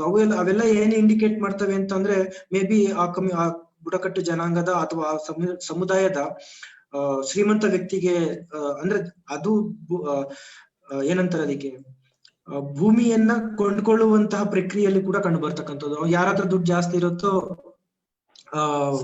ಅಂತವ್ರು ಹೆಚ್ಚು ನೆಲೆಯನ್ನ ಕೊಂಡ್ಕೊಂಡು ಆ ಪ್ರದೇಶವನ್ನ ಅಲ್ಲಿ ಸಮಾಧಿಗಳನ್ನ ನಿರ್ಮಾಣ ಮಾಡ್ತಾರೆ. ಯಾರು ಕನಿಷ್ಠ ವ್ಯಕ್ತಿಗಳು ಇರ್ತಾರೆ ಅವರು ಅಷ್ಟು ಪ್ರಮಾಣದಲ್ಲಿ ಸಮಾಧಿಗಳನ್ನ ನಿರ್ಮಾಣ ಮಾಡಕ್ ಆಗ್ತಾ ಇರ್ಲಿಲ್ಲ ಅನ್ನುವಂಥದ್ದು. ಅಂದ್ರೆ ಹೈರಾರ್ಕಿ ಇತ್ತ ಅಲ್ಲಿ ಸರ್? ಹೈರಾರ್ಕಿ ಇತ್ತ, ಶ್ರೇಣೀಕೃತ ವ್ಯವಸ್ಥೆ ಇತ್ತ ಅಲ್ಲಿ? ಕೆಲವೊಂದು ಇತ್ತು ಸರ್. ಯಾಕೆ ಅಂತಂದ್ರೆ ನಮ್ಗೆ ಕುಲುಮೆ ಮಾಡ್ಲಿಕ್ಕೆ ಒಬ್ಬ ಐರನ್ ಸ್ಮಿತ್ ಅಂತ ಹೇಳಿ, ಬೀಡ್ಸ್ ಮಾಡ್ಲಿಕ್ಕೆ ಒಬ್ಬ ಒಂದು ಸಮುದಾಯ, ಮತ್ತೆ ಸಮಾಧಿಗಳನ್ನ ನಿರ್ಮಾಣ ಮಾಡ್ಲಿಕ್ಕೆ ವಡ್ಡರ್ ಕಮ್ಯುನಿಟಿ. ಅಂದ್ರೆ ವಡ್ಡರ್ ಕಮ್ಯುನಿಟಿ ಯಾವಾಗ್ಲೂ ನಮ್ಗೆ ಇವತ್ತು ಕೂಡ ಅವರು ಕ್ವಾರಿ ಮಾಡುವಂತಹ ಒಂದು ಕಮ್ಯುನಿಟಿ. ಅಂದ್ರೆ ಜಾತಿ ವ್ಯವಸ್ಥೆ ಇತ್ತು ಅಂತ ಹೇಳಿಕ್ ಬರಲ್ಲ, ಆದ್ರೆ ಎಲ್ಲೋ ಒಂದು ಕಡೆ ನಮ್ಗೆ ಅವಶೇಷಗಳನ್ನ ನೋಡಿದಂತ ಸಂದರ್ಭದಲ್ಲಿ ಕುಂಬಾರಿಕೆಯನ್ನ ಮಾಡುವಂತ ಕುಂಬಾರ ಇರ್ಬೋದು. ಇವೆಲ್ಲವನ್ನ ಶ್ರೇಣೀಕೃತವಾಗಿ ನೋಡ್ತಾ ಹೋಗ್ತೀವಿ. ಮತ್ತೆ ಇವ್ರು ಯುದ್ಧಗಳಾಗಿದ್ರು ಶಬ್ದ ಅದು ಶ್ರೇಣೀಕೃತ ಅಂತ ಹೇಳಿದ್ರೆ ಒಟ್ಟಿಗೆ ಕೆಲಸ ಮಾಡುವುದು ಕೂಡ ಒಂದಿತ್ತು ಆ ಕಾಲಘಟ್ಟಗಳಲ್ಲಿ. ಅದ್ರ ಬಗ್ಗೆ ನೋಡಿ. ಆಯ್ತು, ಅಷ್ಟೇನೆ. Thank you sir. ಇನ್ನೊಂದು ಪ್ರಶ್ನೆ. ವೇದಾವತಿ ನದಿಯ ತೀರದಲ್ಲಿ ಎಲ್ಲಿ ಬೃಹತ್ ಶಿಲಾ ಸಮಾಧಿಗಳು ಮತ್ತು ಸಂಸ್ಕೃತಿ ಕಂಡು ಬಂದಿದೆ ತಿಳಿಸ್ತೀರಾ ಅಂತ ಕೇಳಿದ್ದಾರೆ. ಅವ್ರ ಹೆಸರು ಇಲ್ಲ. ವೇದಾವತಿ ನದಿ ತೀರದಲ್ಲಿ ಇತ್ತೀಚೆಗೆ ವಿನಯ್ ಕುಮಾರ್ ಅಂತ ಒಂದು ಹುಡುಗ ಎಂಫಿಲ್ ಮಾಡಿದ್ದಾನೆ. ಅವನು ಸಾಕಷ್ಟು ನೆಲೆಗಳನ್ನ ಆ ಭಾಗದಲ್ಲಿ, ವೇದಾವತಿ ಅಂತ ಅಂದ್ರೆ ನಮ್ಗೆ ಹಗರಿ ಭಾಗದಲ್ಲಿ ಚಂದ್ರವಳ್ಳಿಯೂ ಕೂಡ ಕಂಡು ಬರುತ್ತೆ, ಬ್ರಹ್ಮಗಿರಿಯೂ ಬರುತ್ತೆ ಆ ಭಾಗದಲ್ಲಿ. ವೇದಾವತಿ ನದಿ ಚಿಕ್ಕಮಗಳೂರು ಜಿಲ್ಲೆಯಲ್ಲಿ ಹುಟ್ಟುತ್ತೆ. ರಾಮದಾಸ್ ರೆಡ್ಡಿ ಅವರು ಬಹಳ ವ್ಯಾಪಕವಾಗಿ ಅವರ ಒಂದು ಪ್ರಮುಖ ಭಾಗ ಅದು, ರಾಮದಾಸ್ ರೆಡ್ಡಿ ಅವರ study area. Okay, thank you. ಮತ್ತೊಂದು ಪ್ರಶ್ನೆ ಇಬ್ರಾಹಿಂ ಸೌದ್ಗರ್ ಅಂತಕ್ಕಂಥವ್ರು ಕೇಳ್ತಾ ಇದ್ದಾರೆ. Megalithic represent a highly organised and technologically developed society of late neolithic, iron age and early historic period. What would be a measure to differentiate them as belonging to Neolithic, Iron and early historic period ಅಂತೇಳಿ ಕೇಳ್ತಾ ಇದ್ದಾರೆ. Hello ಕೇಳಿಸ್ತಾ ಇದೆಯಾ sir? Megalithic represent a highly organized and technologically developed society of late Neolithic, Iron Age and early historic period. What would be the measure to differentiate them as a belonging to the Neolithic, Iron and early historic period? ನಾನು ಆಗ್ಲೇ ಹೇಳಿದೆ, ಯಾವಾಗ ಕಲ್ಲಿನ ಉಪಕರಣಗಳು ಕ್ಷೀಣಿಸ್ತಾ ಅನ್ನೋದಕ್ಕಿಂತ ಹೊಸದಾಗಿ advance ಟೆಕ್ನಾಲಜಿನ ಕಂಡ್ಕೊಂತ ಹೋದ್ರು, iron age ಕಾಲಘಟ್ಟದ ಜನ ಅರ್ಲಿ ಹಿಸ್ಟಾರಿಕ್ ಪೀರಿಯಡ್ ಬರೋಷ್ಟರಲ್ಲಿ ಅವರು ಸಾಮ್ರಾಜ್ಯಗಳ ಉದಯಕ್ಕೆ ಕಬ್ಬಿಣ ಪೂರಕವಾಗಿ ಕೆಲಸ ಮಾಡಿರ್ತಕ್ಕಂಥದ್ದು. ಅಂದ್ರೆ ಅಲ್ಲಿ ಬಳಸ್ತಕ್ಕಂತಹ ಕೃಷಿಯ ಉಪಕರಣಗಳು, ಉತ್ಪಾದನೆ ಇವೆಲ್ಲವೂ ಕೂಡ ದೊಡ್ಡ ಮಟ್ಟದಲ್ಲಿ ಆಗಿರೋದ್ರಿಂದ ಅರ್ಲಿ ಹಿಸ್ಟಾರಿಕ್ ಪೀರಿಯಡ್ ಬರೋಷ್ಟರಲ್ಲಿ ಅದು ದೊಡ್ಡ ಮಟ್ಟದಲ್ಲಿ ಬೆಳವಣಿಗೆ ಆಗಿತ್ತು ಅಂತ ಹೇಳಿ. ಓಕೆ, ಪೂರಕವಾಗಿ ಇನ್ನೊಂದು ಪ್ರಶ್ನೆ ಪ್ರವೀಣ್. ಕಬ್ಬಿಣ ಯುಗದ ಪರಿಣಾಮವಾಗಿ ಉತ್ತರ ಭಾರತದಲ್ಲಿ ಸಾಮ್ರಾಜ್ಯಗಳು ಏಳಿಗೆಗೆ ಬರ್ತವೆ ಮತ್ತು ಎರಡನೇ ನಗರೀಕರಣ ಪ್ರಕ್ರಿಯೆ ಅಂತಕ್ಕಂಥ ಶುರುವಾಗ್ತದೆ. ಆದ್ರೆ ಈ ಸಾಧ್ಯತೆಗಳು ದಕ್ಷಿಣ ಭಾರತದಲ್ಲಿ ಯಾಕೆ ಆಗ್ಲಿಲ್ಲ ಅಂತಕ್ಕಂಥದ್ದು ಒಂದು ಪ್ರಶ್ನೆ.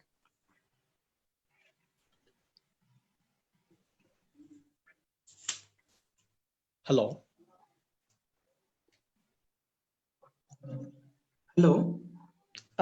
ಪ್ರಶ್ನೆ ಕೇಳ್ತಾ ಇದೆಯಾ ಪ್ರವೀಣ್? ಇಲ್ಲ ಸರ್, ಕೇಳಿಸ್ತಿಲ್ಲ. ಓಕೆ, ಕಬ್ಬಿಣ ಯುಗದ ಪರಿಣಾಮವಾಗಿ ಉತ್ತರ ಭಾರತದಲ್ಲಿ ಮಾತ್ರ ಸಾಮ್ರಾಜ್ಯಗಳು ಏಳಿಗೆಗೆ ಬರ್ತವೆ ಮತ್ತು ಎರಡನೇ ನಗರೀಕರಣ ಪ್ರಕ್ರಿಯೆ ಕೂಡ ಆರಂಭ ಆಗುತ್ತೆ. ಆದ್ರೆ ದಕ್ಷಿಣ ಭಾರತದಲ್ಲಿ ಈ ಸಾಧ್ಯತೆಗಳು ಆಗ್ಲಿಲ್ಲ, ಏಕೆ ಅಂತಕ್ಕಂಥದ್ದು ಪ್ರಶ್ನೆ.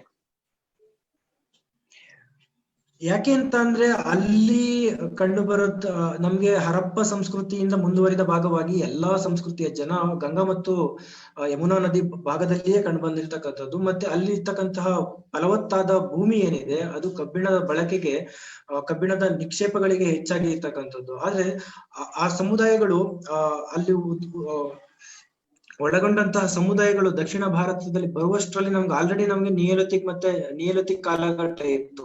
ನಿಯೋಲಿಥಿಕ್ ನಂತರ ಇಮಿಡಿಯೇಟ್ ಆಗಿ ಶುರುವಾಗೋದು ನಮ್ಮ ದಕ್ಷಿಣ ಭಾರತದಲ್ಲಿ ಮೆಗಾಲಿಥಿಕ್ ಕಲ್ಚರ್. ಅಂದ್ರೆ ಅದಕ್ಕಿಂತ ಮುಂಚೆ ಕೂಡ ನಮ್ಮಲ್ಲಿ ಕಬ್ಬಿಣದ ಬಳಕೆ ಇತ್ತು.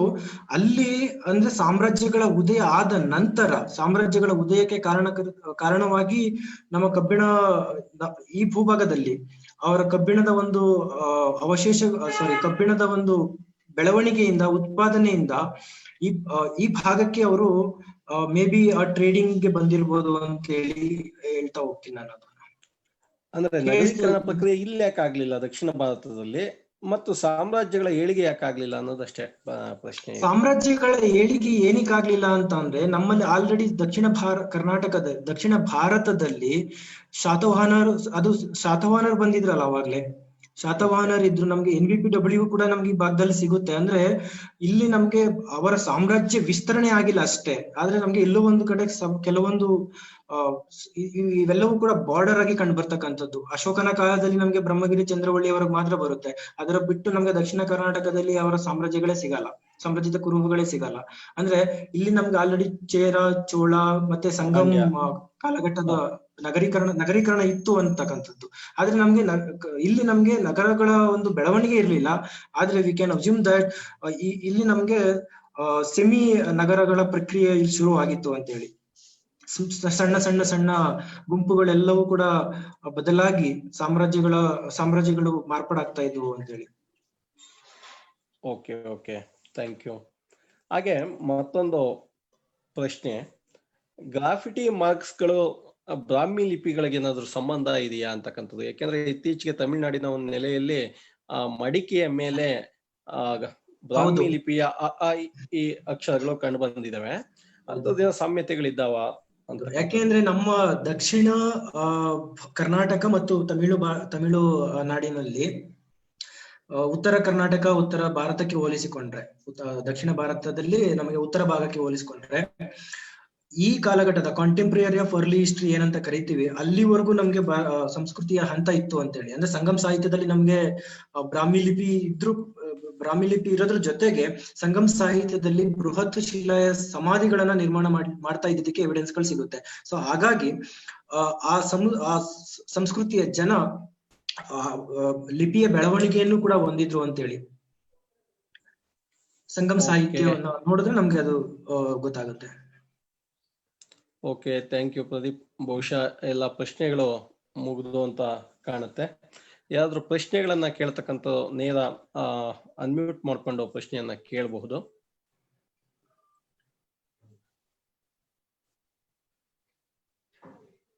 ಬಹುಶಃ ಯಾವುದೇ ಪ್ರಶ್ನೆಗಳಿಲ್ಲ ಅಂತ ಕಾಣುತ್ತೆ.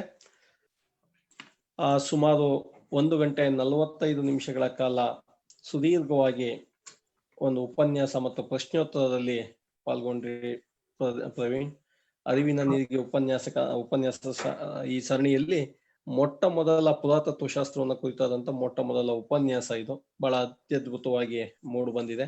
ವಿಶಿಷ್ಟವಾದಂತ ಅನುಭವವನ್ನ ಮತ್ತು ಅರಿವನ್ನ ನೀವು ಈ ಉಪನ್ಯಾಸದ ಮೂಲಕ ನೀಡಿದ್ದೀರಿ ಅಂತ ಭಾವಿಸ್ಕೊಳ್ತಾ, ಸುಮಾರು ಹೇಳಿ. ನಮ್ ಟೈಮ್ ಕೊಟ್ಟಿದ್ರೆ ಇನ್ನೂ ಹೆಚ್ಚು ಪ್ರಿಪೇರ್ ಆಗ್ಬೋದಾಗಿತ್ತಂತ. ಇರ್ಲಿ, ಸಮಯದ ಅಭಾವ ಇತ್ತು ನಿಮ್ಗೆ. ತಕ್ಷಣಕ್ಕೆ ಇದು ಕಾರ್ಯಕ್ರಮವನ್ನ ನಿಮ್ಗೆ ನಿಯೋಜಿಸ್ಬೇಕಾದಂತ ಒಂದು ಸಂದರ್ಭ ಒದಗಿ ಬಂದಿದ್ರಿಂದ ಒಂದು ತರಬೇತಿಯಲ್ಲಿ ಮಾಡಿದ್ವಿ. ಎನಿವೆ, ಬಹಳ ಅದ್ಭುತವಾಗಿ ಈ ಕಾರ್ಯಕ್ರಮವನ್ನ ನೀವು ಉಪನ್ಯಾಸವನ್ನ ನೀಡಿದ್ದೀರಿ. ನಿಮಗೆ 3 ಫೋರಂಗಳ ಪರವಾಗಿ, ಅಂದ್ರೆ ಬೆಂಗಳೂರು ಹಿಸ್ಟೋರಿಯನ್ ಸೊಸೈಟಿ, ಇತಿಹಾಸ ದರ್ಪಣ ಮತ್ತು ಋತುಮಾನ.com ನ ಈ 3 ವೇದಿಕೆಗಳ ಪರವಾಗಿ ನಿಮಗೆ ಹೃತ್ಪೂರ್ವಕ ಕೃತಜ್ಞತೆಗಳನ್ನ ಸಲ್ಲಿಸ್ತೇನೆ. ಹಾಗೆ ಸುಮಾರು 60ಕ್ಕೂ ಹೆಚ್ಚು ಮಂದಿ ಕೇಳುಗರು ಬಹಳ ಆಸಕ್ತಿಯಿಂದ ಈ ಉಪನ್ಯಾಸವನ್ನ ಕೇಳಿದ್ದಾರೆ. ಅವರೆಲ್ಲರಿಗೂ ಕೂಡ ನಾವು ಮತ್ತೊಮ್ಮೆ ಈ 3 ಫೋರಂನ ಪರವಾಗಿ ಹೃತ್ಪೂರ್ವಕ ಕೃತಜ್ಞತೆಗಳನ್ನ ಅರ್ಪಿಸ್ತಾ ಇಲ್ಲಿಗೆ ಈ ಉಪನ್ಯಾಸವನ್ನ ಮುಕ್ತಾಯಗೊಳಿಸ್ತಾ ಇದ್ವಿ. ಎಲ್ರಿಗೂ ಧನ್ಯವಾದ. ಶುಭ ಸಂಜೆ. Thank you sir. Thank you very much. Thank you. ನಮಸ್ತೆ. ರಾಜೇಶ್ ಸರ್ ಹೇಳಿ. ಹೇಳಿ, 1-2 ನಿಮಿಷ. ಓಕೆ.